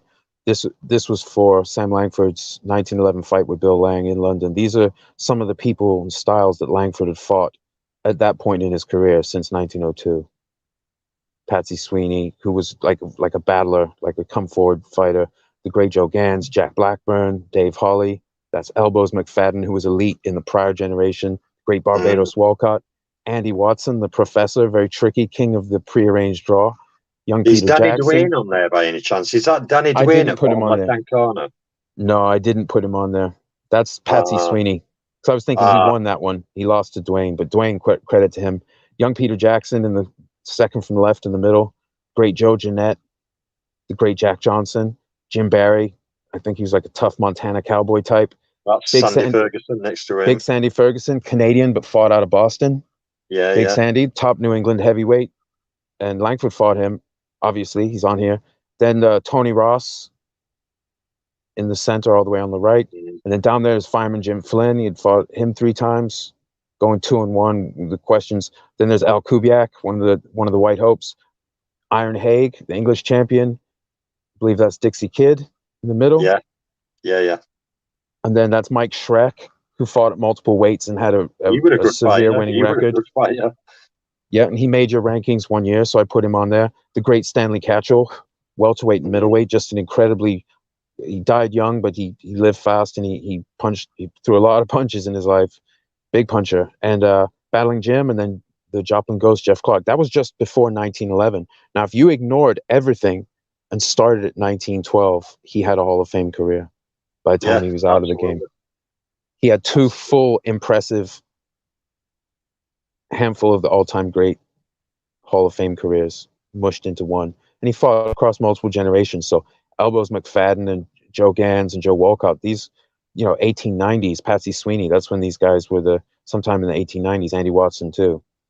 I think young Peter Jackson maybe came in at the end of the 1890s. I'm struggling to remember.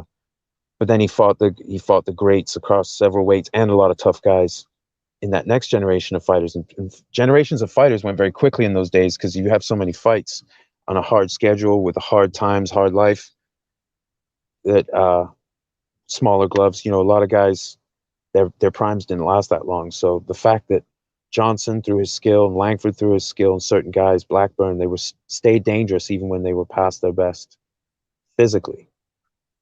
And I think that's one way the greats stand out. Like Ali was doing amazing things past his best. And people knew it.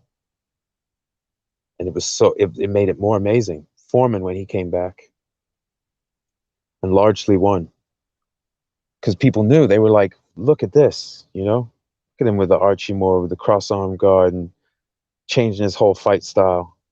But Langford was on that level where he could change his style. So as he got older and less capable physically, or less mobile, he fought differently. Like a lot of great fighters, they just switch it up. A lot of these guys were thinking very hard how to do this. There's a lot of money at stake. But anyway, I think we're going to call it. I've got just enough time to go home and change. I want to thank you for being here, BL. Thank you. No, thank you. It's been my pleasure.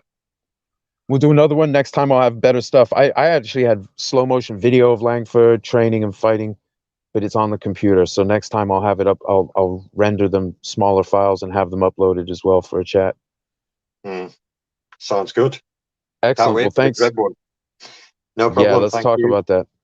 And Scrapbook, if you want to come on and do one and do your, we'll just be here and just listen to you. Come on over. You're absolutely welcome. You have free That'd be reign. amazing. Yeah, that'd be amazing for sure. Well, let's all Get talk. Scrapbook And safe on it. yeah, I'd be curious to know his top 5 seasons in Sam Langford's career. He knows it so well. Top 5 toughest seasons, Scrapbook. Put a video on your channel, and then we'll all compare our Yeah, I'd lists. be fascinated to hear his thoughts on it actually. Because everybody looks at it different, and sometimes when you listen to people's different views, you can think, I didn't really think about it that way. That's one of the benefits. Many different views are toxic, but when you get level-headed people's different views, you sometimes can learn from it and sometimes can learn. I've always said that Haplo is one of the few people on YouTube who's changed my mind on a number of things because he's level-headed and he's thoughtful. So, sometimes when I listen to his videos, I think, I didn't really think about it like that. It is what it is. But yeah, big shout out to everybody. And I really need to get off now. So Yeah, I and I'm off will to work. So thank you so much, and we'll do something coming soon. And I'm about to now. I have a setup at home. It's actually easy for me to broadcast just by myself. And I have some things prepared, some material. Especially the first one's going to be that fight, the 1911 fight when Langford went over to London and beat up Bill Lang horrifically. Just talking about the lead up and touching on the career. So that's what this graphic that's up right now is from. And there's some other guys I probably should have put in, like like Danny Dwayne, but I was just thinking of guys that he'd actually beaten. But let's do this again soon. Shout out to Georgie Byers and Bob Armstrong again, and also Jimmy Walsh for being the principal trainers of Langford, and for Bob Fitzsimmons, multi-weight legend, one of the hardest hitters for his pounds in history, like up there with a Langford or Joe Walcott. I guess suppose you could put Rocky he was in the mid 180s at his best. You could Yeah, put yeah. him in somewhere in a list for his poundage, the hardest punchers. I mean, Jersey Joe Walcott would agree, for sure. I mean, Rocky hit so hard he distended faces. Like it gave him, crazy looking still shots. He Ooh, punched one. random. Yo, Scrapbook's left a comment saying, "I'll join in if okay with Greb." oh, let's do that. Top 5 years, Oh, that sounds scrapbook. It would be an amazing. honor. It would be an honor. The three of us, that'll be incredible. So whoever asked for the Greb one, the triple tiers, you are J in for a Wolf, treat now.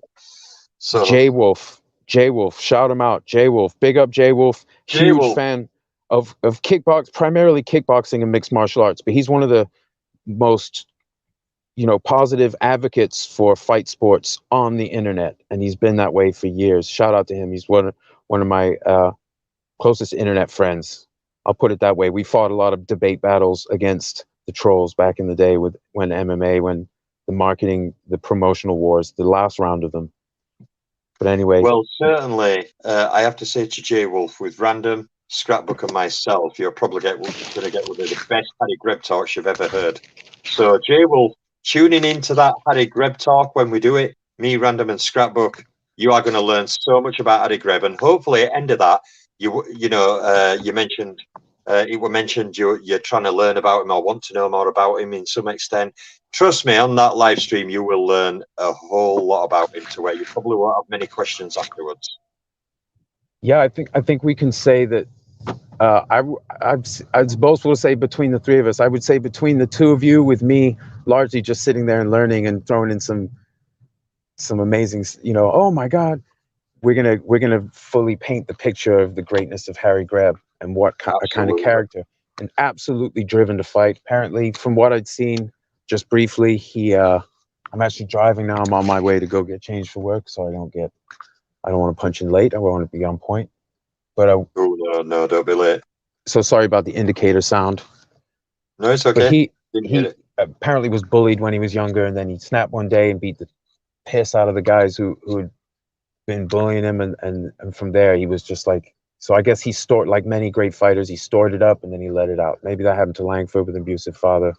Stored it up and then he just let it out. And some guys let it out for longer than others. Greb burned his candle very quickly, but he had almost as many fights as Langford, at least that we know about.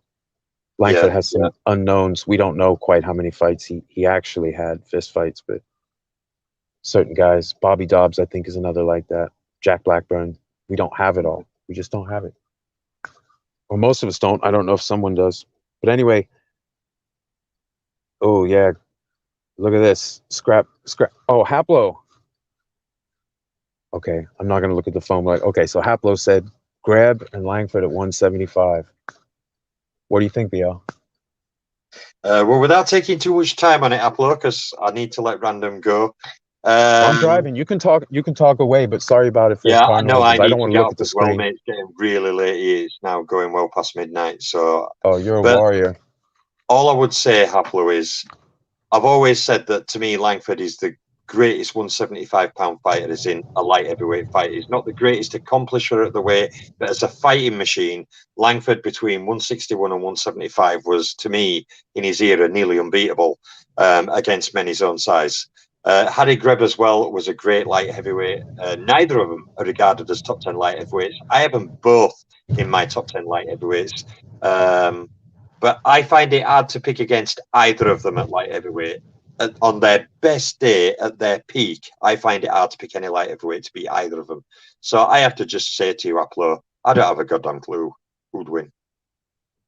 Yeah, the style of Greb and Langford were two guys you couldn't really prepare for Yeah, for and different how they would reasons. mesh, I don't know. I'd have to think about that harder than I wouldn't want to disrespect either fighter by throwing out a quick comment saying, "Oh, I think he'd win," because really it's a very, very hard fight for both to win.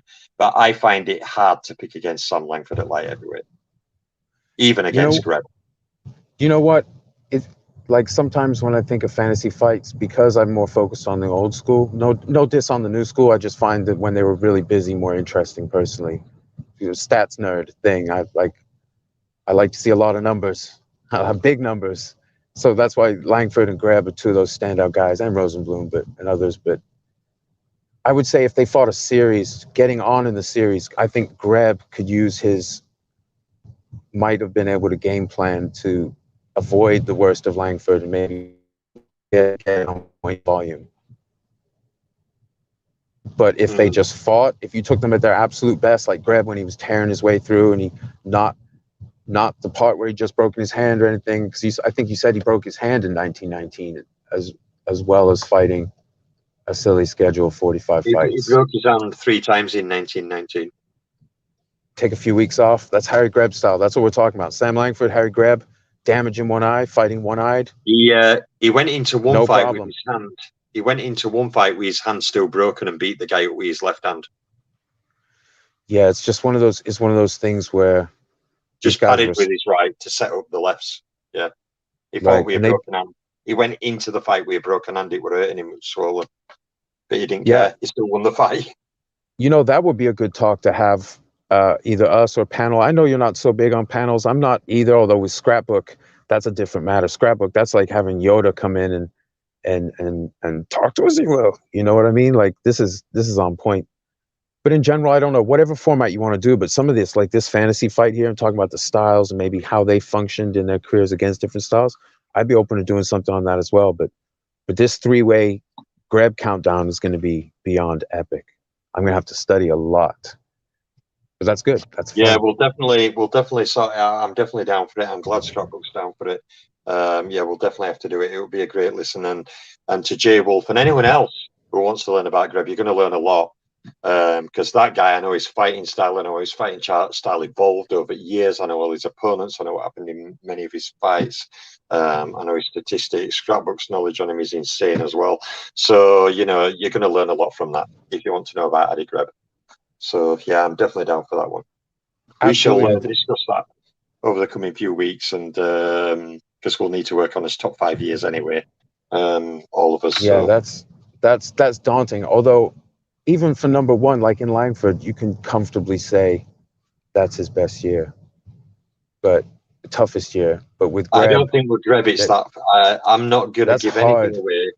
But it is not that. People would say 1919. I'm just telling people, when you see our breakdown, you'll realize that 1919 may have been a signature year because he was unbeaten, the fabled 45-0. But in other years, he had insane years and insane fight runs. So whether it's his best year, it's his most significant year to most people. Whether it's his overall best year in terms of opponents beaten and fight schedules, that's a tougher comparison, but we'll go into that on his top 5. But I really need to get off now, buddy. So yeah, this has been grand. So thanks again for coming, and we'll talk soon. We'll talk in the back. Yeah, big shout out to everyone. Thank you. All right, thanks everyone for tuning in. Take care.